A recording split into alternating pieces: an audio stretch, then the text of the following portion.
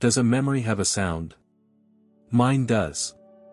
It is the sudden, sharp crack of a dry branch under a heavy foot, followed by silence. Not a peaceful silence, like the one that blankets the world under new snow, but a hungry silence, the kind that swallows a scream before it can be born. I was 12 summers old when that sound stole my name. They gave me a new one, Sacagawea, a name that felt like a smooth, foreign stone in my mouth. But in the quiet hollow of my own mind, when I am rocking my son or grinding maize, I am still Bo-I naive. Grass woman. A name that smells of the high plains and the sweet roots my mother taught me to find. Now, another sound fills our earth lodge, a sound that does not belong. It is the wind, but a different kind of wind, one that speaks with the sharp, flat tongues of the white men. The long knives. They have built their own lodge of logs downriver, a hard, angry square on the soft belly of our land. My husband, Charbonneau, is drawn to them as a moth is drawn to a fire. He goes to their camp each day, his posture changing from the slouching bear he is with me to a preening crow, full of important squawks and bows. He brings back the smell of them on his clothes, sharp metal, bitter coffee. And a sourness I know is their whiskey. He says they are great chiefs from the land of the rising sun. I say nothing. I have seen what men who call themselves chiefs can do. My world has shrunk to the size of this lodge, the curve of the buffalo hides warm against my back. And even smaller, to the warm, milk-scented bundle in my arms. Jean-Baptiste. My son. His breath is a tiny puff of wind against my neck. A sound that overwrites the memory of the cracking branch. He is only 2 moons old, a small, perfect seed in a world I no longer understand. Charbonneau calls him a nuisance, a squalling brat. But to me, he is my compass. He is the only true thing I have. When my husband's heavy footsteps shake the earth at the entrance, I pull my son closer. The hide flap is thrown back, letting in a gash of cold gray light. Charbonneau fills the space, his bulk blocking the sky. Behind him, 2 of the long knives stand, hesitant. They are so tall they have to stoop to peer into the smoky dark of our home. One has hair the color of a winter sunrise, red and gold. His eyes are the color of a summer sky, and they do not hold the familiar cruelty I expect. They hold a kind of searching curiosity. This is the one they call Clark, the redhead chief. The other is quieter, darker. His eyes are like chips of flint, and they seem to look through you, to the bones beneath. Louis, the quiet chief. This is her, Charbonneau says, his voice booming with a pride he never shows me in private. My Shoshone wife. She knows the way to the mountains. She will be useful. Useful. The word hangs in the air like smoke. I am a tool, like his trapping knife or his fire starter. The redhead chief's eyes fall on Baptiste, and something in his face softens. The quiet chief's gaze remains on me, analytical, measuring. He is weighing my worth. He is deciding if I am a strong enough tool for the work ahead. I make my face a placid lake, showing nothing of the stones rattling on the bottom. I look down at my son, at his tiny, clenched fist. I am Bo-I naive. I am the grass that bends in the wind, but whose roots hold fast to the earth. And these men, these long knives with their strange eyes and their loud plans, they are a great wind, coming to sweep across the land. And I, and my son, are in their path. That night, the decision is made. Charbonneau announces it with a wave of his hand, as if it is a simple matter of packing a bundle. We are going with them. West. He has been hired as their interpreter. They're engaged, and I am part of the price. My knowledge of the Shoshone tongue, a language I have not spoken since the day of the broken branch, has made me valuable. You will carry the boy, he grunts, already sorting through his meager possessions. And my pack. Do not slow us down. Slow them down. My son is a part of me, his cradleboard lashed to my back as surely as my own heart is bound in my chest. The thought of the journey is a cold knot of fear in my stomach. The Missouri is a great brown snake, powerful and unpredictable. The plains beyond are ruled by tribes who do not love the Shoshone. And the mountains are a wall of stone teeth that guard the edge of the world. But they are my mountains. The fear is there, sharp and real, but beneath it, a tiny, forbidden seed of something else begins to sprout. Hope. The journey west is a journey back. Back toward the land that holds my memories, the land that might still hold my people. The day we leave, the sky is a flat, colorless lid. The air is damp with the promise of more snow. The white men's keelboat is a monster, a huge wooden beast with a sail like a clipped wing. It sits low in the muddy water, filled with boxes and barrels and the loud, nervous energy of the soldiers. I take my place at the back, Baptiste snug against me. I am the only woman. My presence is an anomaly, a disruption to their world of sharp angles and loud commands. The men look at me with curiosity, some with pity, some with a veiled disdain. They see a child, burdened by a child of her own. They do not see the map I carry in my bones.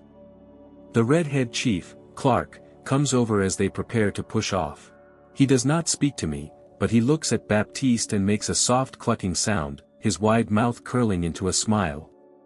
He reaches out a large, chapped finger and gently touches my son's cheek.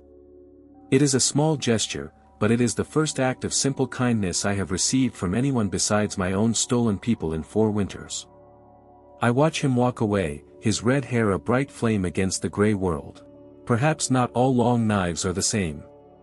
Perhaps some winds are warmer than others. Then the quiet chief, Lewis, gives the order. The men put their shoulders to the poles, and with a great groan, the boat lurches away from the bank. The current of the big muddy grabs hold of us, a powerful, unseen hand pulling us into the heart of the unknown. I turn my face to the west, the wind cold on my cheeks.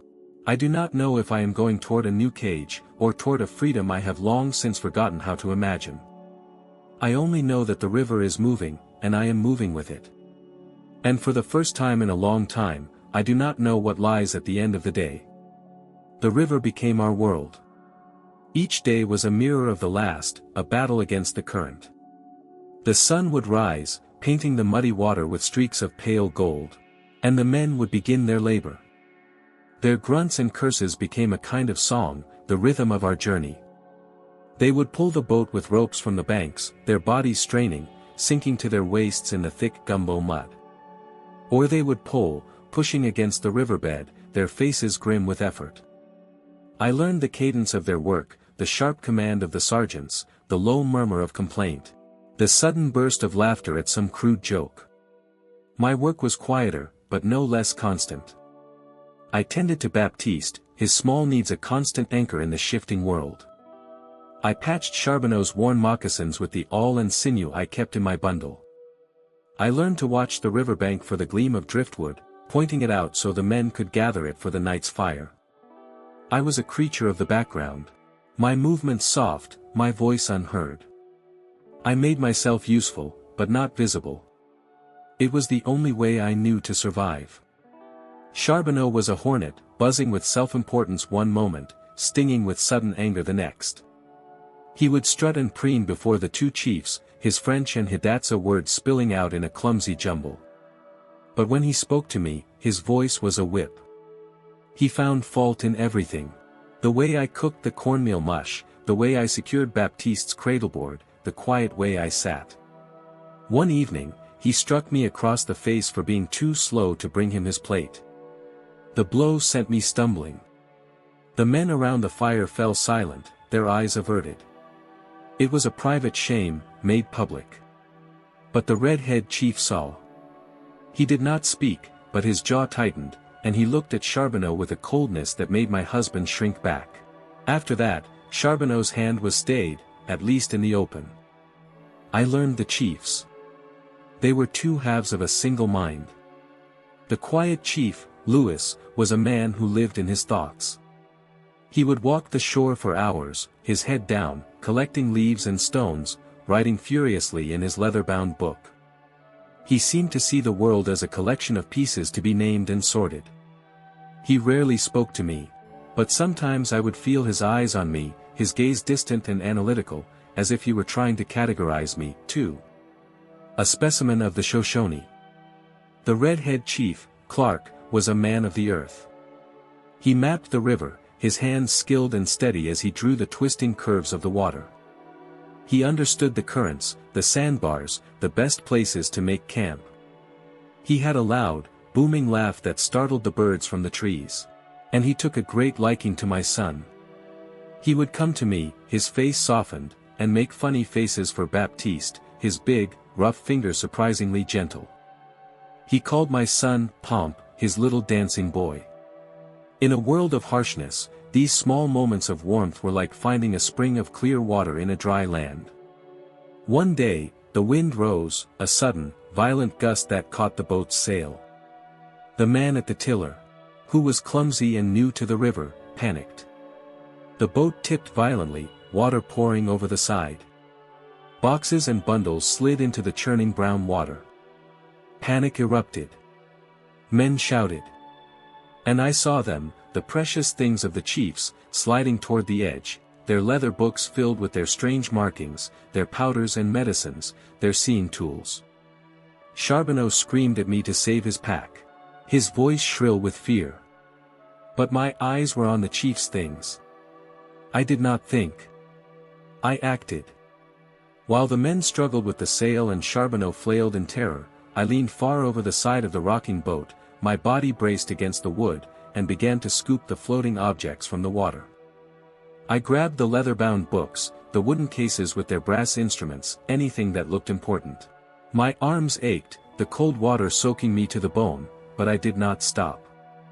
When they finally righted the boat, the men were soaked and shaken. The quiet chief, Louis, stood there, his face pale. He looked at the pile of salvaged goods at my feet, water pooling around them. Then he looked at me. For the first time, his gaze was not analytical. It held something else. Respect. She had more presence of mind than any man on board, he said. His voice quiet but carrying over the gasps of the crew. That evening, the praise was a strange cloak around my shoulders, both warm and heavy. The men looked at me differently. I had saved the expedition's soul, its memory, its purpose. Charbonneau was furious that I had not saved his things first, but his anger was a distant buzz. The chiefs now knew my worth went beyond the language I carried in my memory. I had proven I was a part of the river, not just a passenger upon it. They named the small creek where the accident happened after me. Sacagawea Creek. A name on their map. I felt a strange twist in my heart. They were writing their story onto my land, and now I was a part of their words. I was being fixed in place, no longer just the shifting grass. I did not know if this was a prison or an honor. The plains opened up. A vast, rolling sea of green. The land was full of wonders that made the soldiers gasp. We saw great herds of buffalo that shook the earth as they ran, their shaggy forms stretching to the horizon. We saw the funny little prairie dogs that barked and disappeared into their hidden towns. The quiet chief was fascinated, spending an entire day trying to flush one out of its hole with water so he could send it back to his great father, Jefferson. I watched this with a quiet amusement. They were like children in a world I had always known. They saw novelty where I saw the ancient rhythms of life. But the land held its terrors, too. One afternoon, 2 of the hunters stumbled back into camp, their faces ashen. They spoke of a great white bear, a creature of nightmare. They said it was bigger than a buffalo, faster than a horse, and that their bullets had only made it angry. The men scoffed, boasting of their rifles. Days later, we saw one. It was foraging by the river, its fur a silvery white in the afternoon sun. It was immense, a moving mountain of muscle and claw. The chiefs decided to hunt it. 6 of the best riflemen went with them. I watched from the boat, my heart a cold stone. This was a foolish pride. This was not a black bear to be easily killed. This was a spirit of the mountains. Ancient and powerful. The sound of their rifles cracked through the air. And then came the roar. It was a sound that shook the very air, a sound of pure rage. The bear rose on its hind legs, towering over the men, blood darkening its white fur. It did not fall. It charged. The men scattered, screaming, running for their lives. The quiet chief and another man sprinted for the river, throwing themselves into the water as the bear lunged after them, swiping with claws as long as my fingers. It was only by the frantic reloading and firing of the other men from the bank that the great beast was finally brought down. That night, the camp was subdued. The men spoke in hushed tones, their bravado gone. They had met a power that their guns could barely contain. They had looked into the wild heart of the land and seen that it was not empty, not waiting to be tamed. It was full, and it was fierce. And I felt a grim satisfaction. Let them learn. Let them understand that they were not the masters here. They were merely guests, and the host was not always welcoming. As we pushed deeper west, the land began to speak to me in whispers of my own past. A particular curve of the river, the shape of a distant butte against the sky, the scent of sagebrush after a rain, these things tugged at a string deep inside me. The memories were fragmented, like pieces of a broken pot. A flash of my mother's smile as she dug for roots. The sound of my brother's laughter as we chased each other through the tall grass. The comforting weight of my father's hand. These images would come unbidden, so sharp and real that they made my breath catch. And always, they were followed by the shadow, the smell of smoke, the screams, the hard grip of a strange hand on my arm. The journey was no longer just a line on the redhead chief's map. It was a journey into myself, a painful unwinding of the thread of my life. I began to watch for landmarks not for the expedition, but for me. The land of the Hidatsa and Mandan was behind us. The land of the Sioux was a place of danger.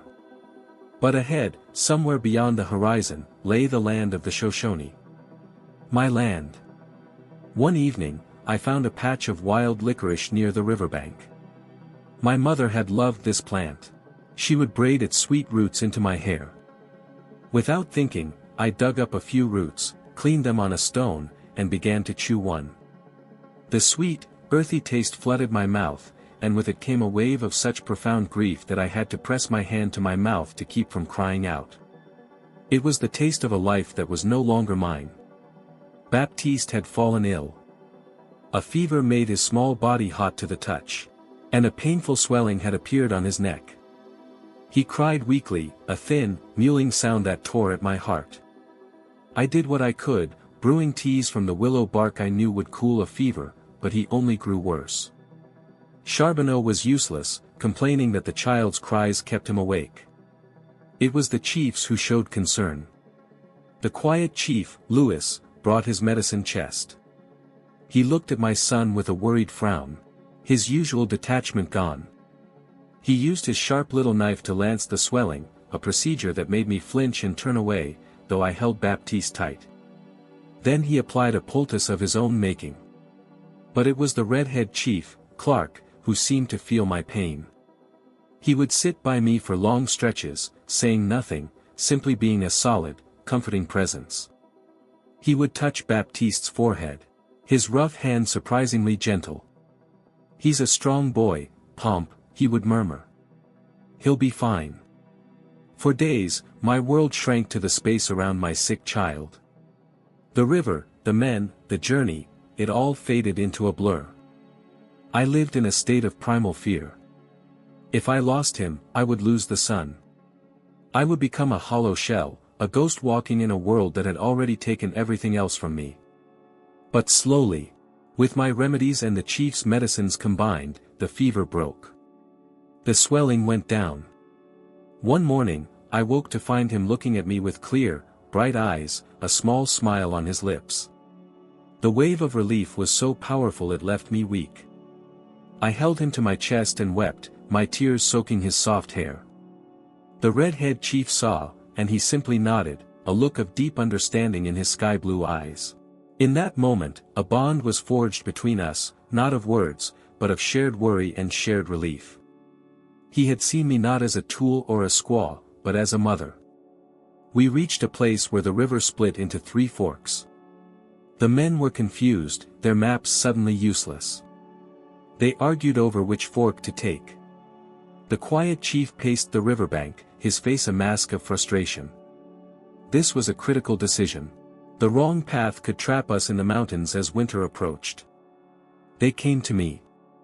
The red-head chief unrolled his map on a flat rock, its strange lines and symbols meaningless to me. He pointed to the 3 rivers. Sacagawea, he said, his voice gentle.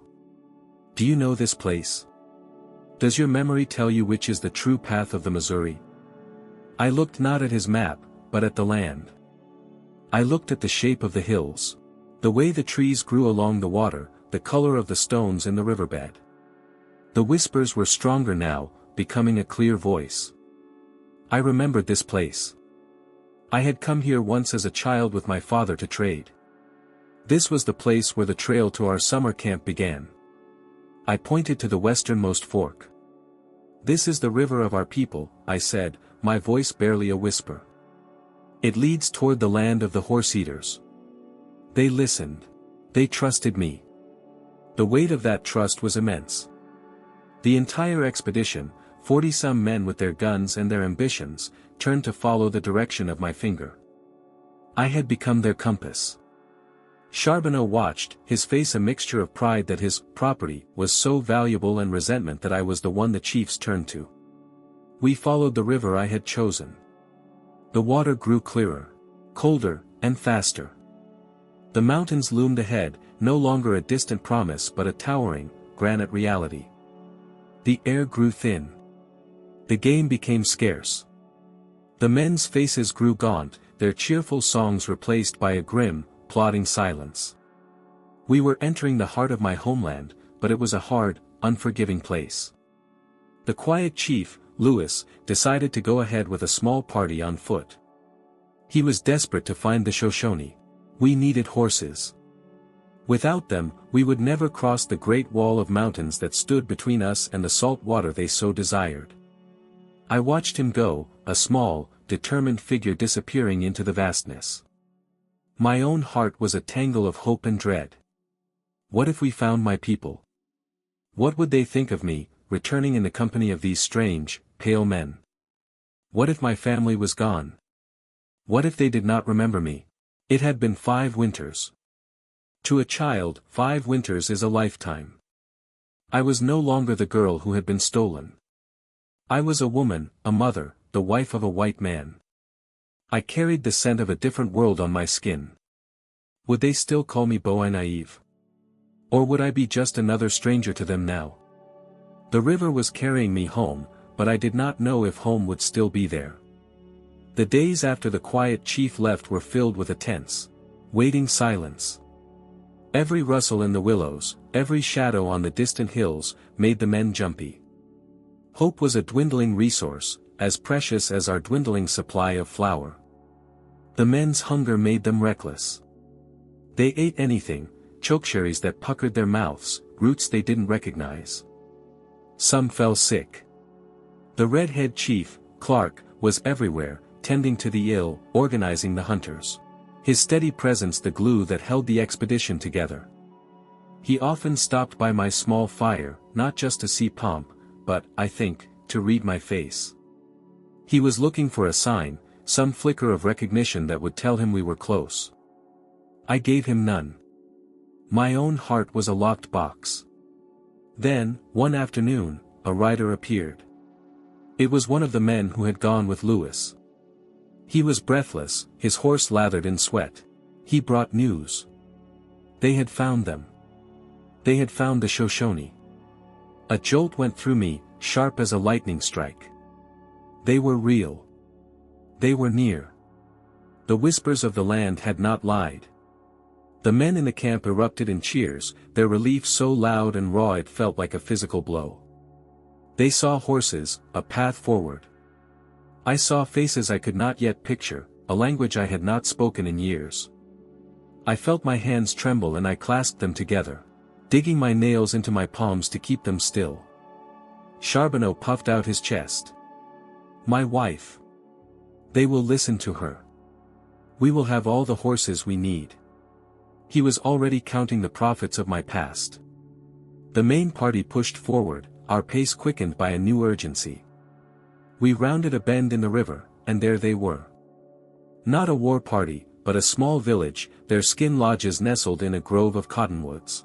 It was a place of peace. Men were mending nets, women were scraping hides, children were chasing dogs. It was a scene from my deepest, most guarded memories. The smell of wood smoke, the murmur of voices speaking the tongue of my childhood, it washed over me, and for a moment, I couldn't breathe. The quiet chief, Lewis, was there, sitting in a circle with the elders.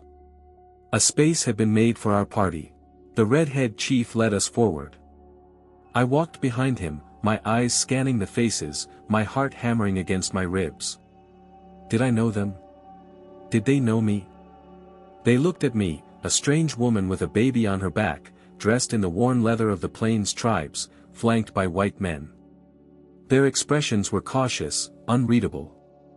We were led to the central lodge, a larger one made of willow branches and hides, where the chief sat. He was a man of middle years, his face a map of sun and sorrow. His hair was streaked with gray, and his eyes held a deep, weary authority. The quiet chief began to speak, using the clumsy sign language of the plains, and another man translated his signs into Hidatsa for Charbonneau, who then was supposed to translate into Shoshone for the chief. It was a ridiculous, broken chain of communication. The chief listened patiently, his face impassive. I was told to sit nearby. Charbonneau pushed me forward. "Tell them," he hissed at me. "Tell them the great white chiefs want to trade for horses. Tell them they will give them many gifts." I opened my mouth, but the words caught in my throat. The language felt thick and unfamiliar on my tongue. I stammered a few phrases, the formal greetings my mother had taught me. The chief's eyes flickered toward me, a spark of interest in their depths. The red-head chief, Clark, must have sensed my distress. He spoke gently. "Tell them we come in peace. We are children of the great white father in the east. We wish to be brothers." As I began to translate this, to shape the strange words of my captors into the language of my home, a woman sitting near the chief gasped. She was an old woman, her face a web of wrinkles. She stared at me, her eyes wide. She leaned forward and whispered something to the chief. The chief's gaze locked onto mine. He looked at me, truly looked at me, not as an interpreter or a foreigner, but as a person. He searched my face, his expression shifting from curiosity to disbelief, and then to a dawning, earth-shattering recognition. He rose slowly to his feet. He spoke my name. Not Sacagawea. He spoke the name I had not heard since the day of the broken branch. Boinaive. The sound of it, the true sound of it, broke something open inside me. The years of silence, of fear, of being someone else, they all fell away. The placid lake of my face shattered. I looked at him, at the lines around his eyes, at the scar above his brow from a childhood fall, and I knew him. "Kamiwait?" I whispered. My brother. My brother who I thought was lost to me forever. Tears streamed down my face. Hot and unstoppable. I stumbled forward, and he met me, his arms wrapping around me, holding me tight. The strong, authoritative chief was gone. He was just my older brother, his shoulders shaking with silent sobs, his face buried in my hair. The entire lodge was silent, the two white chiefs forgotten, Charbonneau forgotten. The world had stopped. In that circle of firelight, in the heart of the Rocky Mountains, a ghost had come home. The reunion was a storm, a flood of words and tears that washed away the years. Kamiwait held my son, his face a mask of wonder. He touched Baptiste's light skin, his fine hair. "A spirit child," he murmured. My people crowded around, touching my hair, my clothes, asking 1,000 questions at once. They were my people. The faces were older, some were missing, but the warmth, the feeling of belonging, was a physical thing, a blanket settling over my soul. But the storm passed, and the hard reality remained. I was the bridge. That evening, the council reconvened, and my role was transformed. I was no longer a mere translator. I sat beside my brother, the chief. I was Boai Naive of the Lemhi Shoshone, and I was also Sacagawea, the guide for the long knives. I had a foot in 2 canoes. And the river between them was rushing. The negotiation was difficult. My people were poor. The buffalo did not come this high into the mountains. They were starving. Winter was coming. Kamiwait was wary. They have guns, he said to me in our tongue. Their medicine is strong. What do they want from us? Why should we give them our horses, our few precious horses? They will leave us here to starve. I looked at the faces of the chiefs. I saw their desperation. I looked at the faces of my people, and I saw their hunger. My loyalty was a rope being pulled in 2 directions. I had to translate not just their words, but their worlds. I explained to my brother the sheer scale of the white man's world, the endless number of them, a river that would one day flood these mountains. I told him that helping them might forge a powerful friendship. That their trade goods, the knives, the kettles, the blankets, could help our people survive the winter. Then I turned to the chiefs. I did not soften my brother's words. I made them feel the raw edge of his fear, the gnawing hunger of his people. I made them understand that this was not a simple trade. This was a matter of life and death for the Shoshone. The red-head chief understood. He offered more than just trinkets. He offered food. He offered an alliance. For 2 days, I moved between the 2 worlds. It was the hardest work I have ever done. I was not just speaking words, I was building a fragile structure of trust over a chasm of fear and misunderstanding. In the end, an agreement was reached. The Shoshone would provide horses and guides to lead the expedition over the mountains. In return, the chiefs would give them goods, food, and a promise of future trade and friendship. My brother asked me to stay. This is your home, Boai Naive. Your place is here with us. His words were a sweet torture.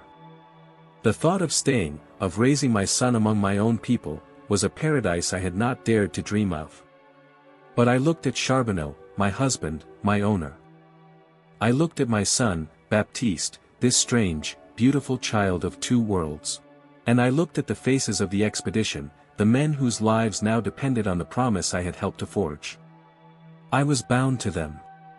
My path led west, with them. I cannot, I told my brother, the words tasting like ash. My son's path is not here. I must see this journey to its end. The parting was a fresh wound. I left a piece of my soul in that mountain valley. As we rode away, mounted on Shoshone horses, with Shoshone guides leading the way, I did not look back. If I had, I would have crumbled. The mountains that rose before us were no longer just a barrier. They were a monument to what I had found, and what I had been forced to leave behind. The expedition had its horses. It had its path forward. But the price had been mine to pay. The mountains were a place of starvation. They were called the Bitterroots. And the name was an honest one. The trails were a nightmare, narrow ledges of shattered rock that clung to the sides of steep ravines. Snow already lay thick in the high passes, a premature winter that froze the hope in our hearts. The Shoshone guides grew anxious, their faces grim, their eyes constantly scanning the empty, snow-dusted forests. There was no game.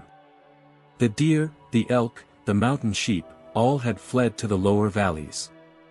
The hunger began as a dull ache and grew into a sharp-toothed beast that gnawed at our insides. The men became walking skeletons, their faces hollowed out, their eyes sunk deep in their skulls. Their laughter was long gone, replaced by a grim, plodding silence broken only by the crunch of their moccasins on the icy trail and the ragged sound of their breathing in the thin, cold air. We ate our last handful of cornmeal, then our last strip of dried meat. The horses began to weaken, their ribs stark against their hides. We were forced to kill one for food. The men, who had treasured these animals as their only hope, fell upon the meat with a desperate ferocity. I ate my small portion, the stringy, tasteless flesh doing little to quell the fire in my belly. I worried for Baptiste. My milk was thinning. I chewed my portion of horse meat until it was a soft pulp and fed it to him from my own mouth, my heart aching with every swallow he took. We ate candles made of tallow. We boiled our leather moccasins and belts into a foul, gelatinous soup. The quiet chief, Louis, grew more gaunt and withdrawn than ever, his flinty eyes burning with a feverish intensity. He pushed us onward, relentlessly. To stop was to die. But to continue felt like marching into our own graves. The Shoshone guides, their knowledge of this particular range exhausted, finally gave up. They took their payment of a few trinkets and turned back, their faces full of pity. They thought they were leaving us to die. I could not blame them. It was the red-head chief who kept us from despair. Clark's own face was thin and drawn, but his voice remained steady, his spirit unbroken. He would go from man to man, offering a word of encouragement, sharing his own meager ration, refusing to let the darkness consume us. He would stop by my side, his eyes on Baptiste, who was blessedly sleeping most of the time, conserved by a child's grace. "We'll make it, Sacagawea," he'd say, calling me by the name he knew. Just a little farther. His belief was a small, warm fire in the overwhelming cold. We stumbled out of the high passes and down into a valley, more dead than alive. We were wraiths. Our bodies emaciated, our minds numb with exhaustion and hunger. And it was there that we found the Nez Perce. They could have finished us. We were weak, outnumbered, and in their land. A single volley of arrows would have ended the great expedition. But they did not. They were a proud, handsome people, their bearing noble. An old chief, his face kind, looked at our ragged party. He looked at me, a woman with a baby. He saw our desperation. And he chose mercy. They led us to their village.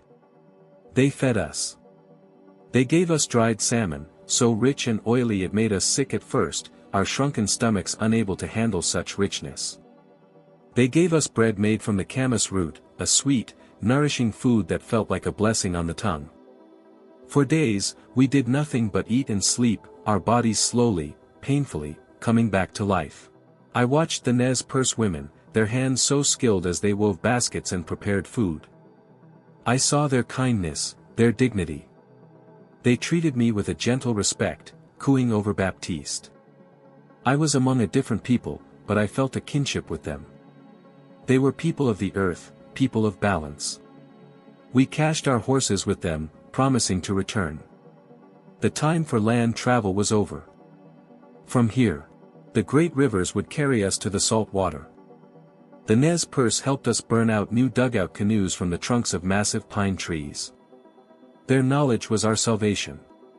Without them, the Bitterroots would have been our tomb. As we prepared to leave, the old chief came to me. He did not speak my language, but he placed a hand on my head, and then on Baptiste's.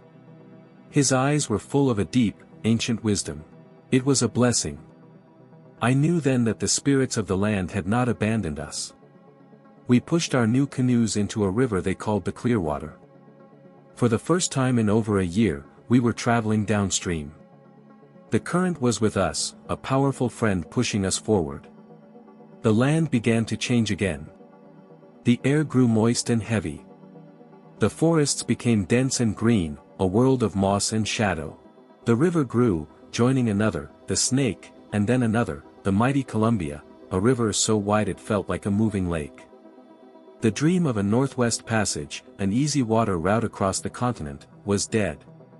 It had been buried under the snows of the Bitterroots. The continent was not a gentle slope to the sea. It was a land of violent contrasts, of jagged, impassable mountains and vast, powerful rivers.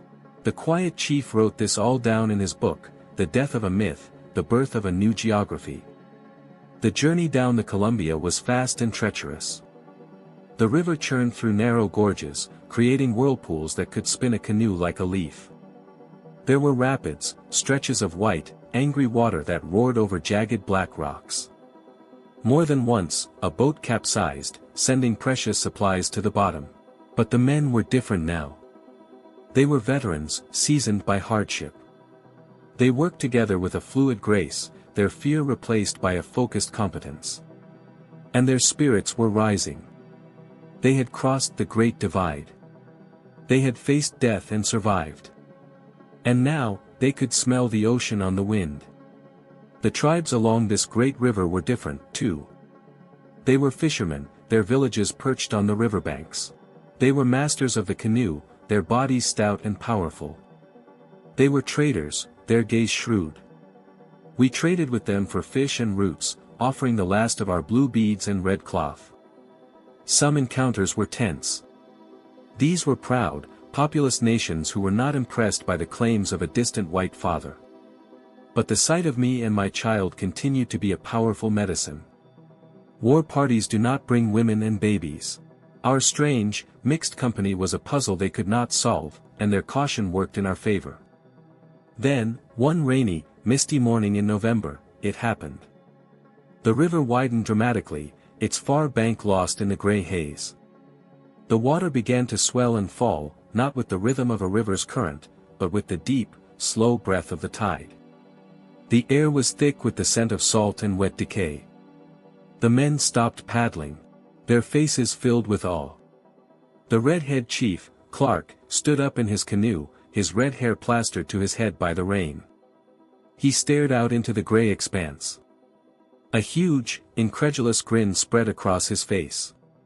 He threw his head back and let out a great shout of pure joy that echoed across the water. Ocean in view, he wrote in his journal that night, the words a testament to the end of a long, impossible journey. Oh! The joy! We had made it. We had crossed the continent. We stood at the western edge of the world, where the land gave way to the endless, churning water of the Great Salt Lake. But the ocean did not greet us as a friend. It met us with storms, with relentless, bone-chilling rain, and with a hunger that was as sharp as the one we had known in the mountains. The mission was half over. Now, we had to survive. Now, we had to find our way home. The Pacific was a gray, thrashing beast. For weeks, the rain did not stop. It was not the cleansing rain of the plains or the soft snow of the high country, it was a miserable, soaking drizzle that seeped into our clothes, our bedding, our very bones. The wind howled off the water, tearing at our crude shelters. The joy of our arrival quickly sowed into a grim, damp misery. This was not the paradise the men had imagined. Food was shockingly scarce. The elk were lean and hard to find in the dense, dripping forests. Our attempts to fish in the violent coastal waters were mostly fruitless. We were forced to trade for everything with the local tribes, the Clatsop and Chinook. They were shrewd, almost merciless traders. They had seen white men before, sailors from the great ships that sometimes visited the coast. They were not awed by us.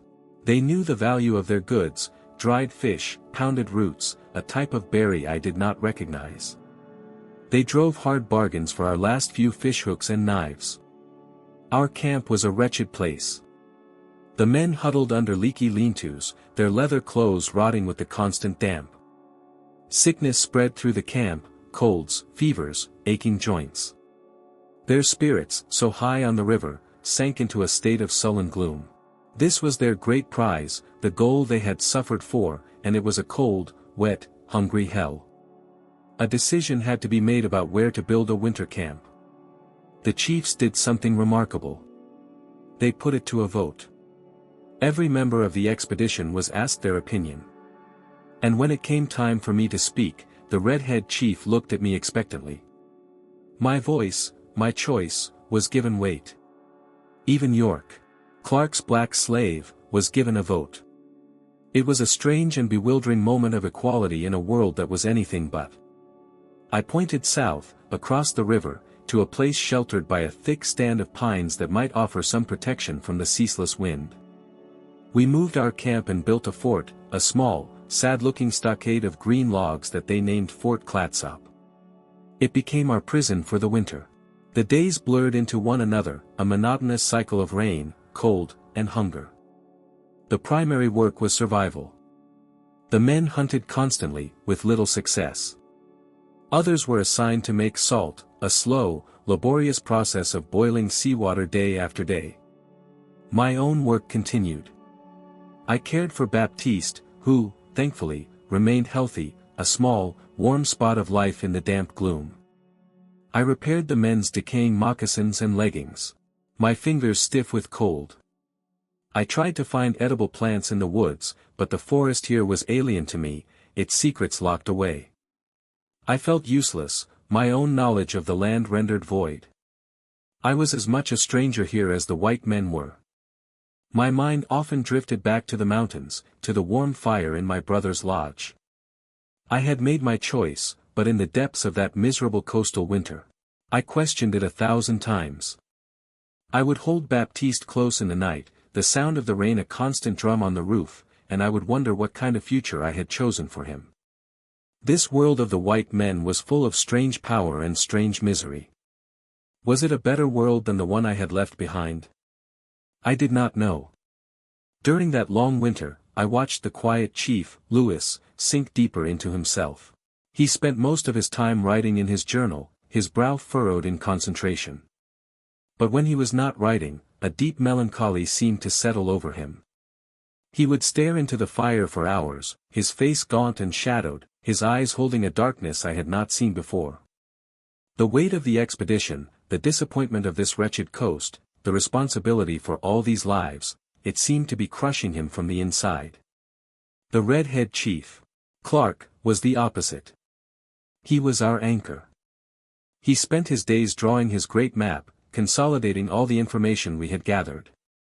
His pen would scratch across the paper, turning the vast, chaotic wilderness we had crossed into a thing of order, of lines and names. He battled the gloom with relentless practicality. He organized the work details, tended the sick, and never lost his steady good humor. His strength held us together. By March, the rain began to lessen. The first signs of spring appeared in the forest. A restless energy filled the fort. The men were desperate to begin the journey home. We had been gone for nearly 2 years. The thought of home, of the settled lands of Missouri, was a powerful lure. We packed our meager gear, and on a cool, clear morning, we gave the fort to the Clatsop chief, climbed into our canoes, and turned our faces east. The journey home had begun. The trip up the Columbia was a brutal struggle against the current, the opposite of our swift descent. It was a slow, backbreaking haul. But our spirits were light. Every paddle stroke was a stroke toward home. We relied again on the Nez Perce, who had kept our horses safe through the winter. Reclaiming our mounts felt like reclaiming a part of our strength. Recrossing the Bitterroots was as harrowing as the first time. The snow was still deep in the high passes, and the hunger returned, a familiar, unwelcome ghost. But this time, we were not lost. We had the memory of the trail, a thin thread of hope to follow. We knew what to expect, and the knowledge made the suffering bearable. Once we were over the mountains, the chiefs made a bold decision. They would split the party to explore more territory. The quiet chief, Louis, would take a small group north, to explore a river called the Marias and establish the northern boundary of the great land purchase. The red-head chief, Clark, would lead the main party, including me and Baptiste, down the Yellowstone River. I went with Clark. The journey down the Yellowstone was peaceful. The land was rich with game. It felt like the world was welcoming us home. Clark continued his map-making, naming a prominent rock formation, Pompey's Tower, after my son. He carved his own name and the date into the soft sandstone, leaving his mark on the land, a permanent record of our passing. But Louis's journey north was not peaceful. We learned of it when we reunited with his party on the Missouri. His face was harder, his eyes colder. He told of an encounter with a group of Blackfeet warriors. They were a notoriously fierce tribe, and they had tried to steal the party's guns and horses in the night. A fight had broken out. Lewis and his men had killed 2 of the young Blackfeet warriors. It was the only deadly violence of the entire 2-year journey. A shadow fell over our return. The news unsettled me deeply. The fragile peace we had so carefully navigated had been broken. It felt like a dark omen, a sign of the conflicts to come. Of the blood that would be spilled as more white men pushed into these lands. The rest of the journey down the Missouri was a blur of speed and anticipation. The current was now our greatest ally, carrying us swiftly downstream. Landmarks that had seemed strange and new on our way up were now familiar friends.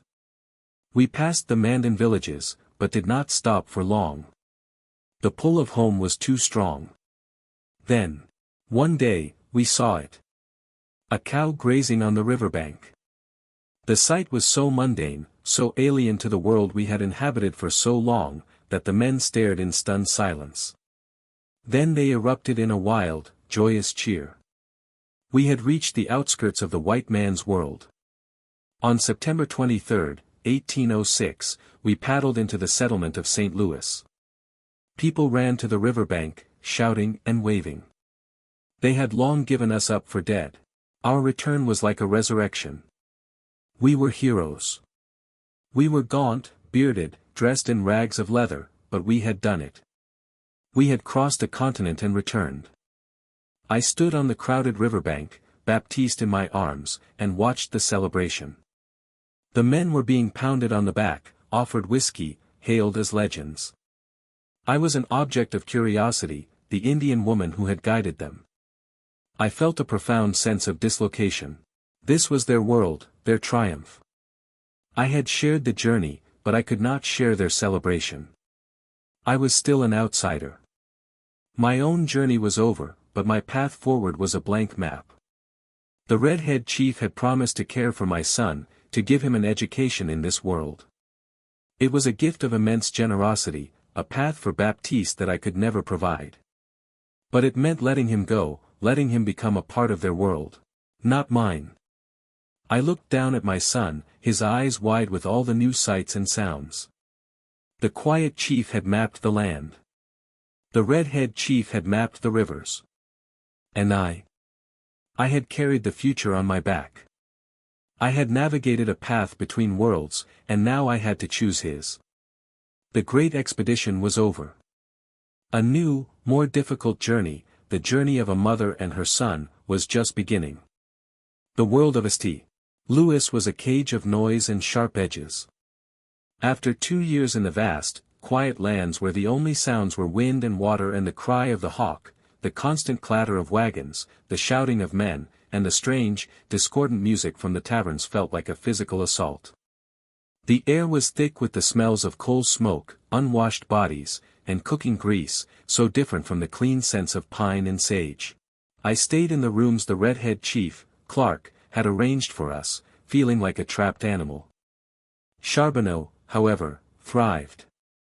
He drank the free whiskey, retold stories of the expedition in which he was the hero, and collected the pay he was owed. He was a man of this world, a world of loud talk and easy lies. My son, Pomp, my little Baptiste, was fascinated by it all. His eyes, which had been accustomed to watching the flight of an eagle or the rustle of a deer in the brush, were now captivated by the flashing colors of a woman's dress or the lumbering passage of an ox cart. He was a child of the wilderness, but this new world was already claiming him. The chiefs, Lewis and Clark, were celebrated as the greatest of heroes. They were honored at dinners and balls. Their journals were read with awe. They had opened up the continent, filling in the great blank space on the nation's map. They had brought back stories of wonders and dangers, and detailed records of the new plants and animals they had catalogued.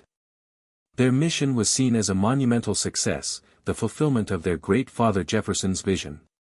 The red-head chief did not forget his promise. He treated me with a gentle, paternal respect, ensuring Charbonneau did not mistreat me. He often came to see Pomp, bringing him small wooden toys and sweets. He spoke to me of the future, of his plan to see that Baptiste received a fine education.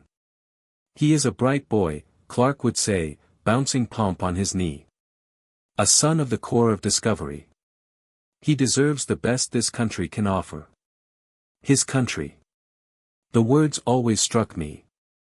This was his country, not mine. His offer was a great act of love for my son, but it was also a wedge, driving us apart. To accept his offer was to give my son a future. But it was also to surrender him to a world that would teach him to forget the language of his mother's people, the spirits of the mountains. The quiet chief, Louis, was made governor of all the vast territory we had just explored. It was a great honor, but it seemed to settle on him like a heavy cloak. I saw him only a few times. The fire I had seen in his eyes in the wilderness was banked, replaced by a haunted, weary look. The man who had been so decisive and driven in the face of starvation and grizzly bears seemed lost and uncertain in a world of politics and paperwork. The skills that had made him a great explorer were not the skills needed to govern. He was a man made for the frontier, and they had trapped him behind a desk. It was a cruelty I understood. I made my decision. It was the hardest of my life. I would accept Clark's offer. I would let him raise my son. I could not give Pomp the power and knowledge he would need to survive in this new world that was coming. Clark could. My own path was uncertain. Charbonneau spoke of returning to the Mandan villages, of resuming his life as a trapper. To go with him would be to return to a life of servitude. To stay here was to be a permanent curiosity, a relic of a famous journey. There was no true home for me anymore. My home was a memory, a story I would tell myself in the quiet of the night. My purpose, now, was Pomp's future. The day I left him with Clark is a blur of pain. I held his small, warm body, memorizing the feel of him, the scent of his hair. I sang him one last Shoshone lullaby, a song about the brave little rabbit who outsmarts the fox. He looked up at me with his bright, trusting eyes, not understanding the finality of the moment.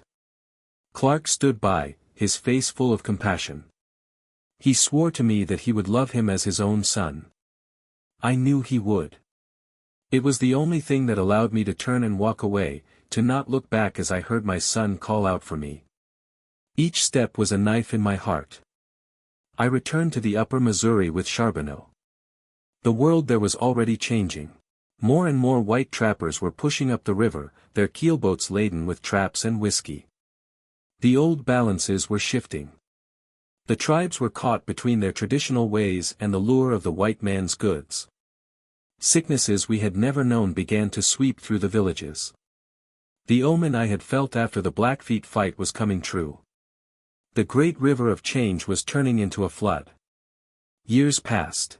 Word would sometimes travel up the river about my son. He was learning to read and write. He was traveling, seeing the world.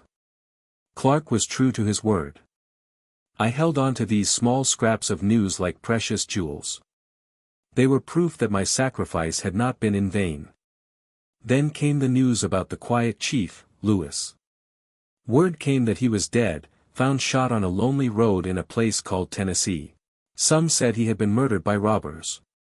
But those who knew him best whispered that he had taken his own life. That his deep melancholy had finally consumed him. I was not surprised. I had seen the darkness in him. The wilderness had not broken him, but civilization had. He was a man who had climbed the highest mountains and seen the great ocean, but he could not find his way out of the prison of his own mind. His tragic end was a quiet testament to the heavy price of their great journey. My own life faded into obscurity.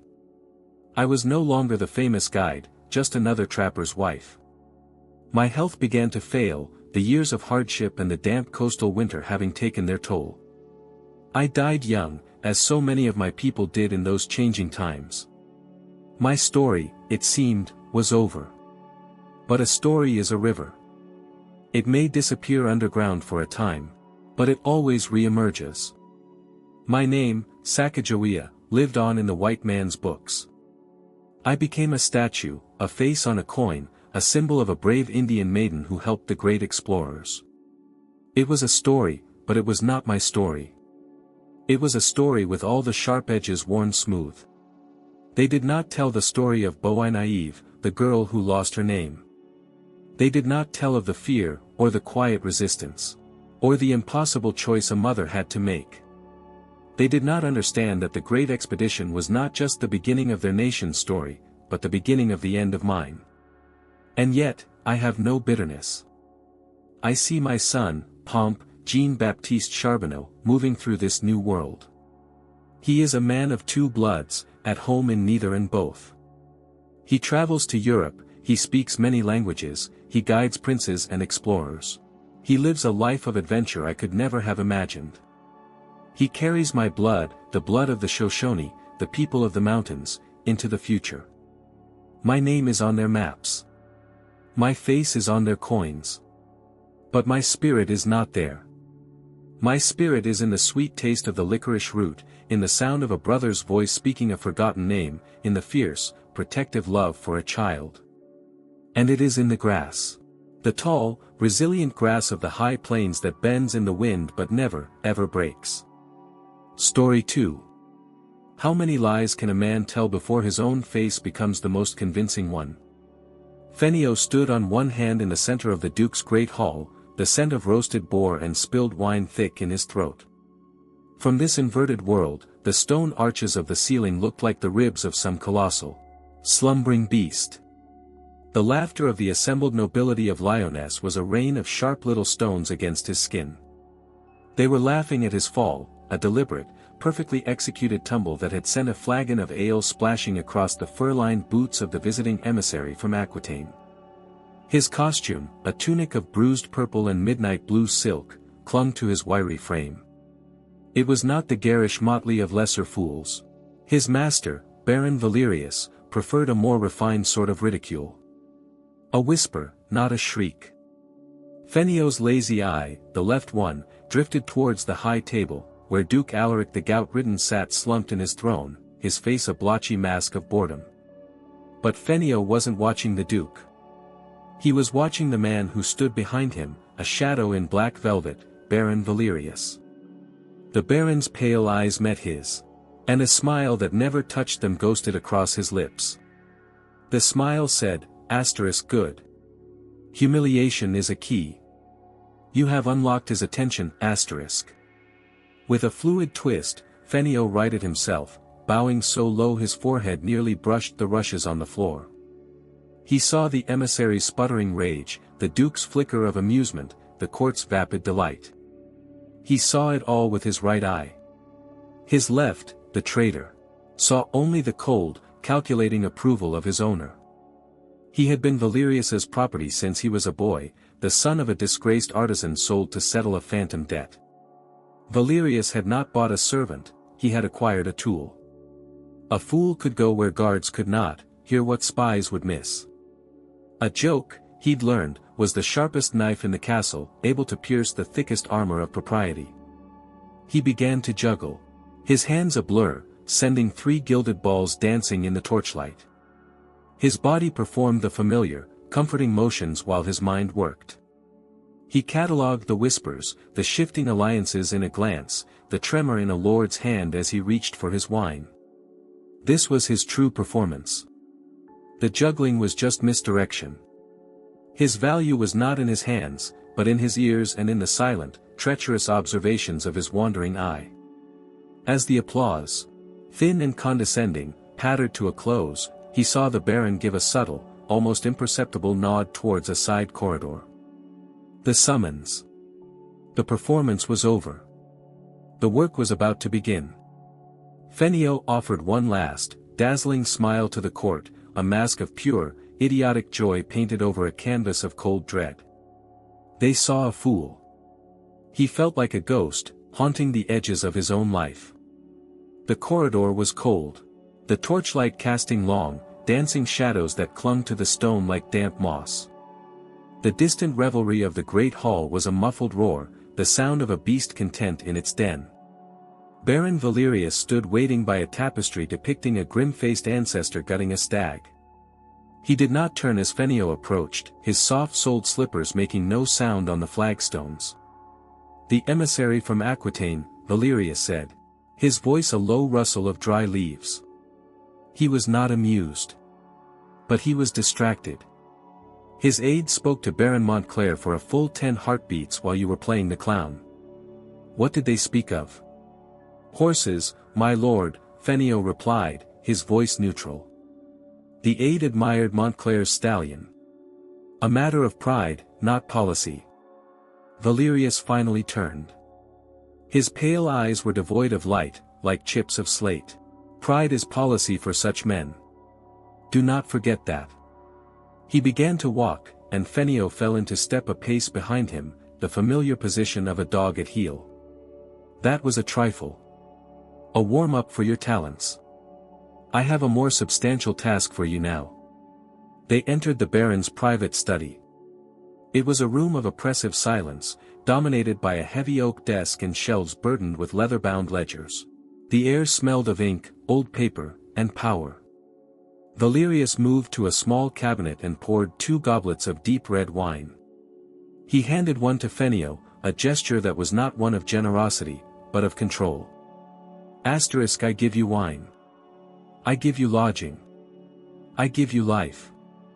All of it is mine to take away, The Duke's health fades, Valerius stated, swirling the wine in his goblet. His humors are unbalanced. He grows paranoid. He trusts no one. Except you, my lord, Fenio murmured. I am a necessary fixture. Like his throne, or his gout, the Baron corrected smoothly. But his wife, the Duchess, she spends her days in seclusion, attended only by her handmaidens. She writes letters. Many letters. The Duke believes she plots with her family in the south to usurp him.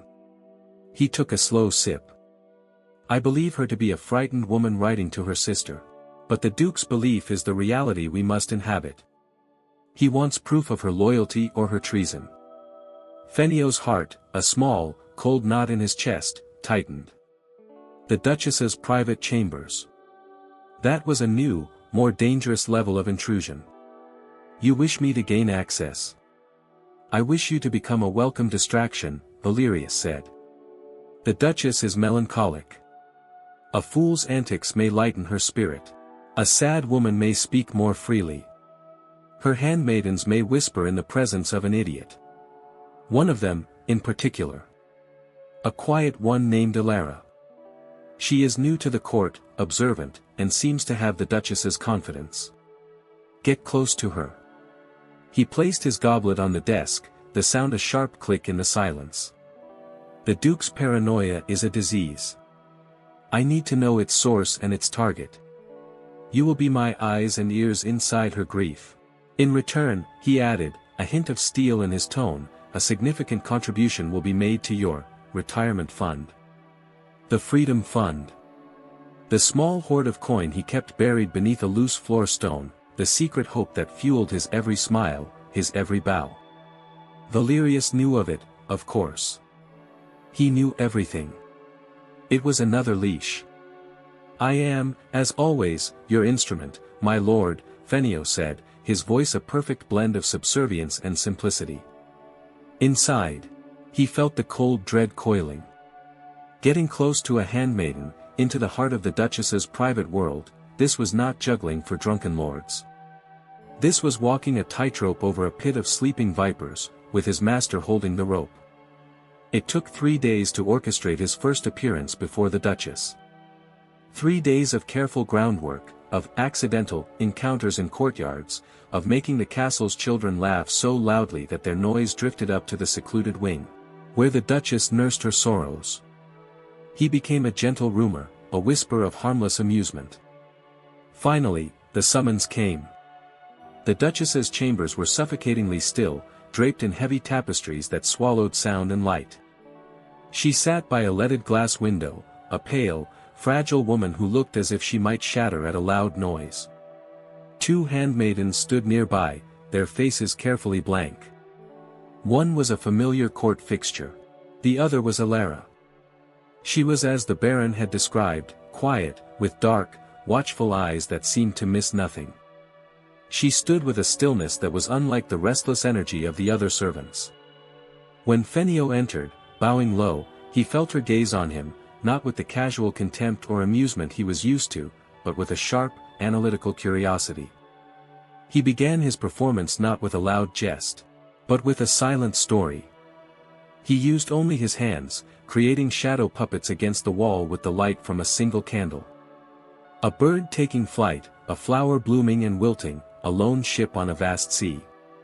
It was a story of solitude and fleeting beauty, a melancholy poem for a melancholy soul. The Duchess did not laugh, but she watched. For the first time in weeks, her servants reported later, she watched something other than the rain on the glass. As he worked, Fenio was acutely aware of Alara. He could feel her studying his movements, his expressions, the subtle shift of his shoulders. He risked a glance with his right eye, the good one. She was not looking at the shadow puppets. She was looking at his face, at the concentration required to create such effortless grace.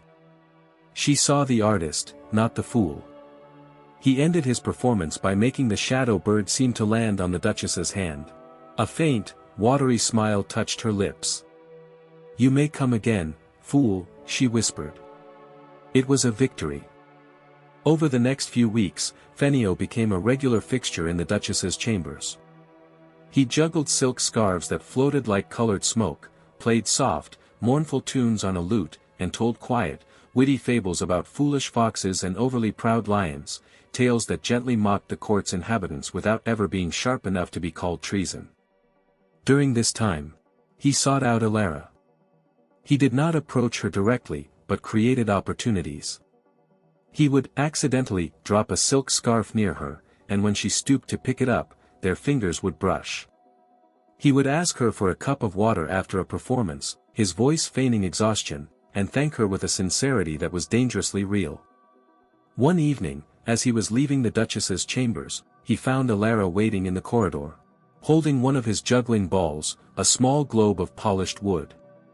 "You left this," she said, her voice low and clear. "A fool is meant to be forgetful," he replied, his jester's persona clicking into place. "Are you?" she asked, her dark eyes searching his. "Forgetful?" He felt his mask crack for a fraction of a second. "Only of things that are wise to forget." She held out the ball.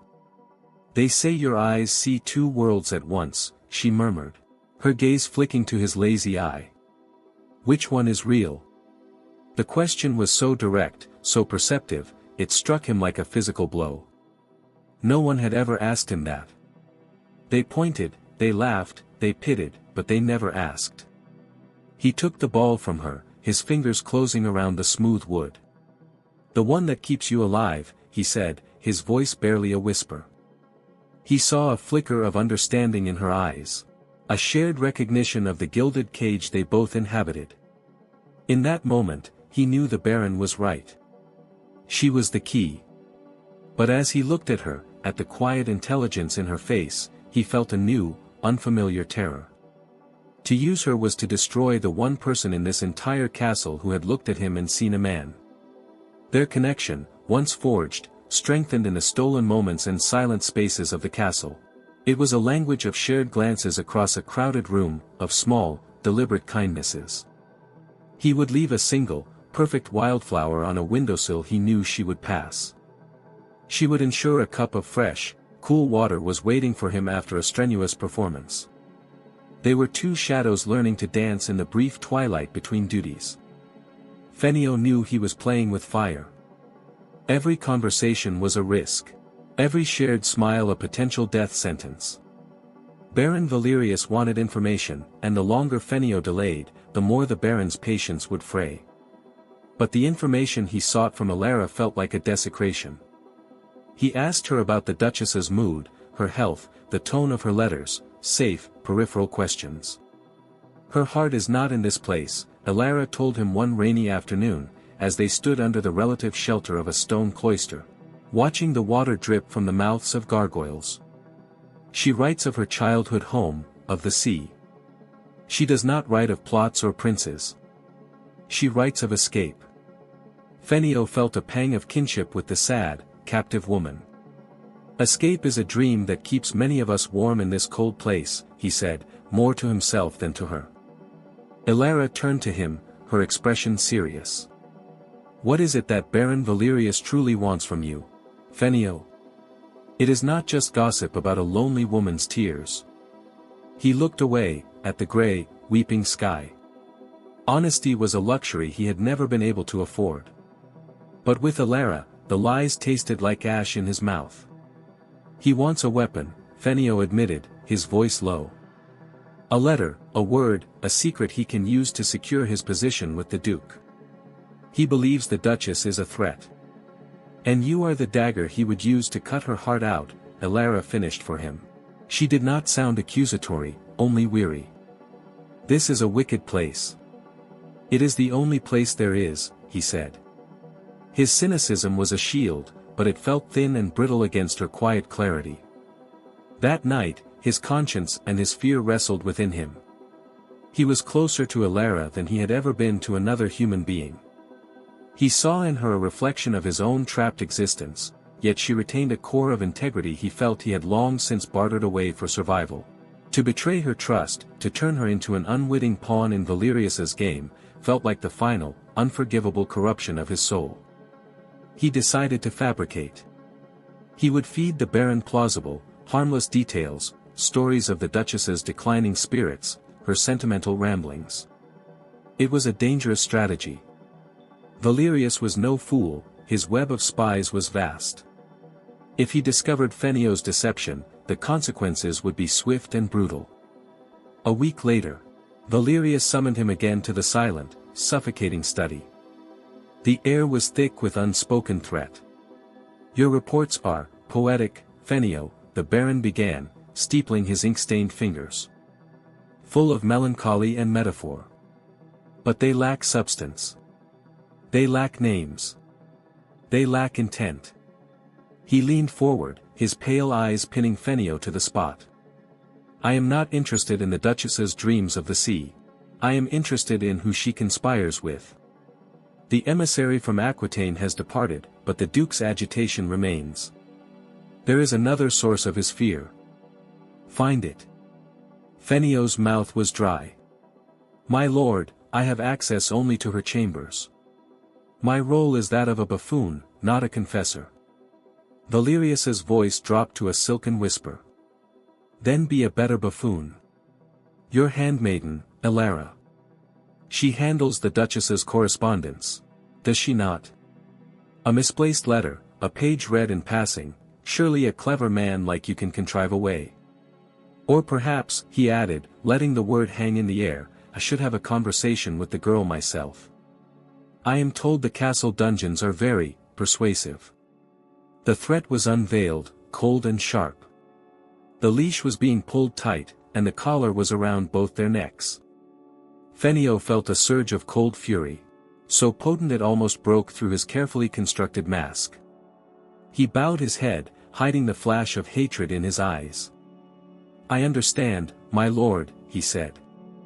I will be more substantive. He left the study with the Baron's threat ringing in his ears. The game had changed. He was no longer just protecting his own life. He had to get a real secret for Valerius, something valuable enough to satisfy him, but harmless enough not to condemn an innocent woman. He had to walk a wire over an abyss, and now he was carrying Elara on his shoulders. Fenio was now a man haunted by two masters, the Baron who demanded a soul, and the conscience he thought he'd buried long ago. He approached Elara with a heavy heart, the Baron's threat a cold weight in his gut. He could not tell her the truth of Valerius's ultimatum. It would put her in even greater danger, forcing her to choose between complicity and defiance, both of which led to the dungeon. Instead, he framed his request as a matter of self-preservation. Elara, he began, finding her alone in the castle's small, untended herb garden, the Baron grows impatient. He believes I am failing him. My position, my life, it becomes more precarious by the day. He let his shoulders slump, his face a mask of weary resignation. It was a performance, but it was steeped in truth. She looked at him, her dark eyes filled with a sympathy that pained him. What does he want? A name, Fenio said, forcing himself to meet her gaze. Any name. A secret, no matter how small. He is convinced the Duke's paranoia is being fueled by someone at court. A rival. If I can give him a target for his suspicions, someone other than the Duchess, it might buy us all some time. He hated the words as they left his mouth. He was asking her to betray a confidence, to dip her hands into the same filth he waded in daily. Elara was silent for a long moment, studying the lavender sprig she held in her hand. "There is talk," she said finally, her voice hesitant. "Baron Montclair. He speaks often with the captain of the guard. They complain of the Duke's indecisiveness, of the influence of others." She did not need to say Valerius's name. The Duchess heard them once, through a tapestry. It frightened her. Baron Montclair. Valerius's chief rival on the Shadow Council. This was perfect.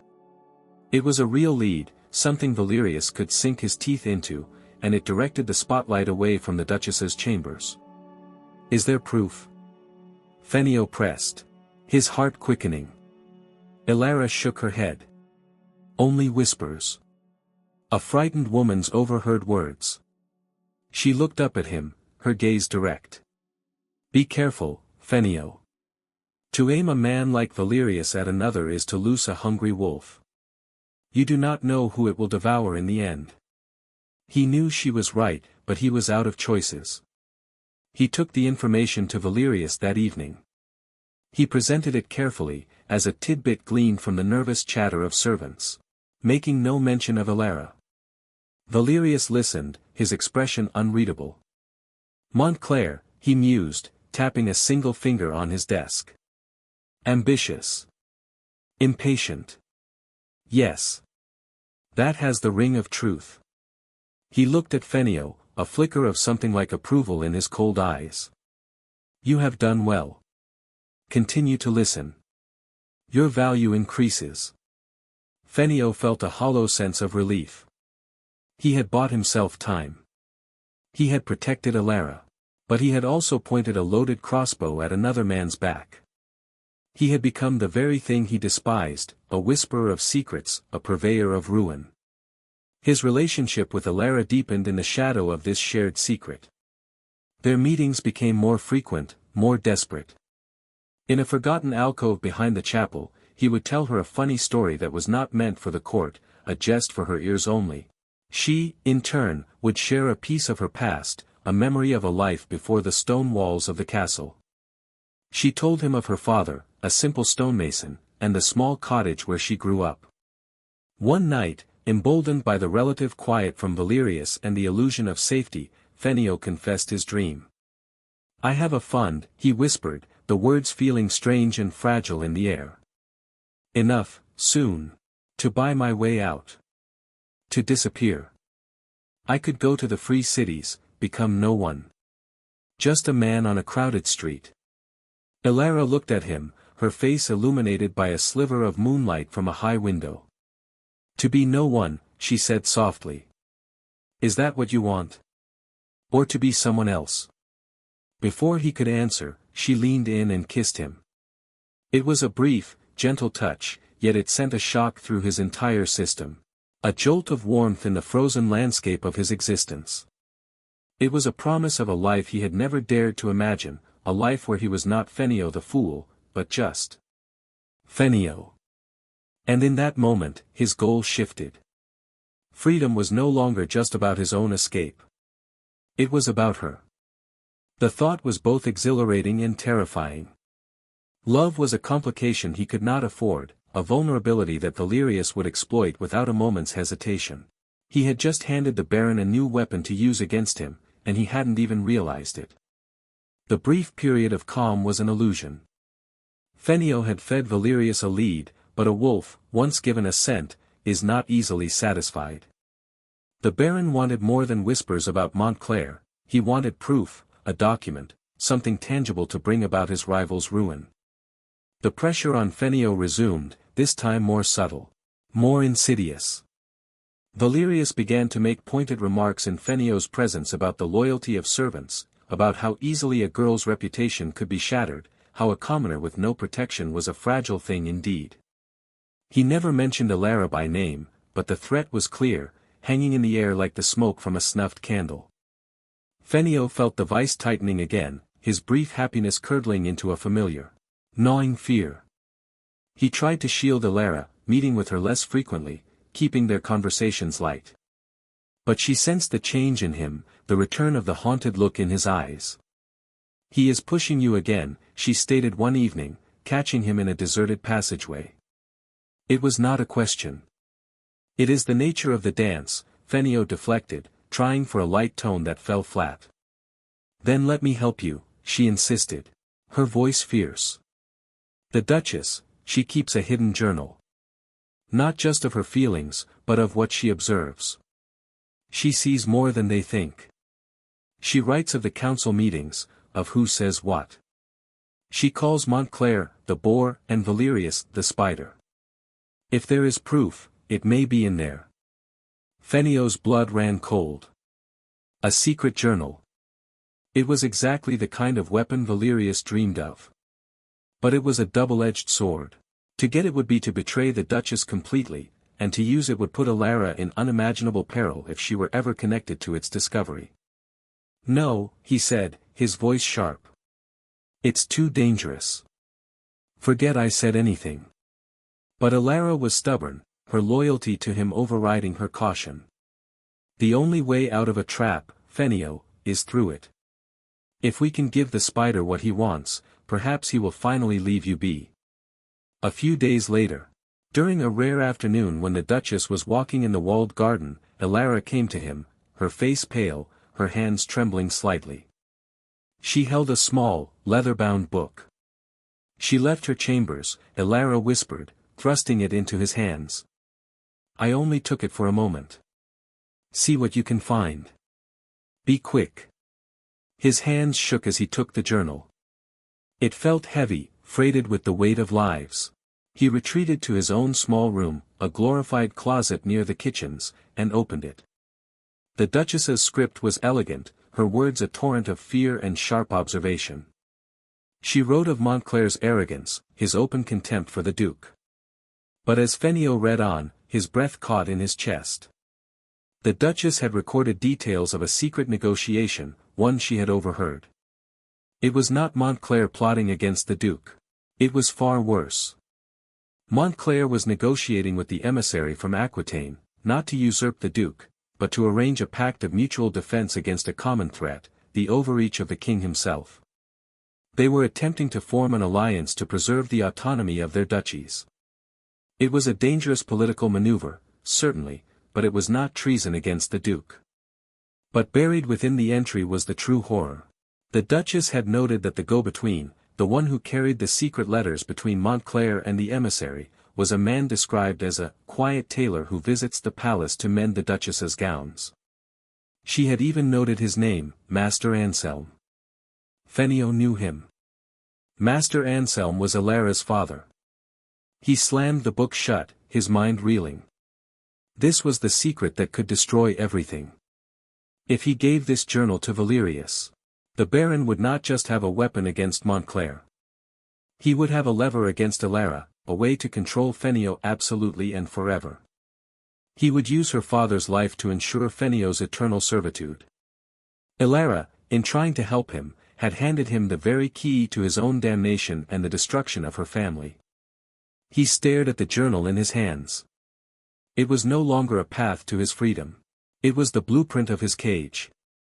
Panic, cold and sharp, seized Fenio. He had to return the journal before its absence was noticed, before a search could begin that might lead back to Elara. He found her waiting, her anxiety a palpable cloud around her. He pressed the book back into her hands.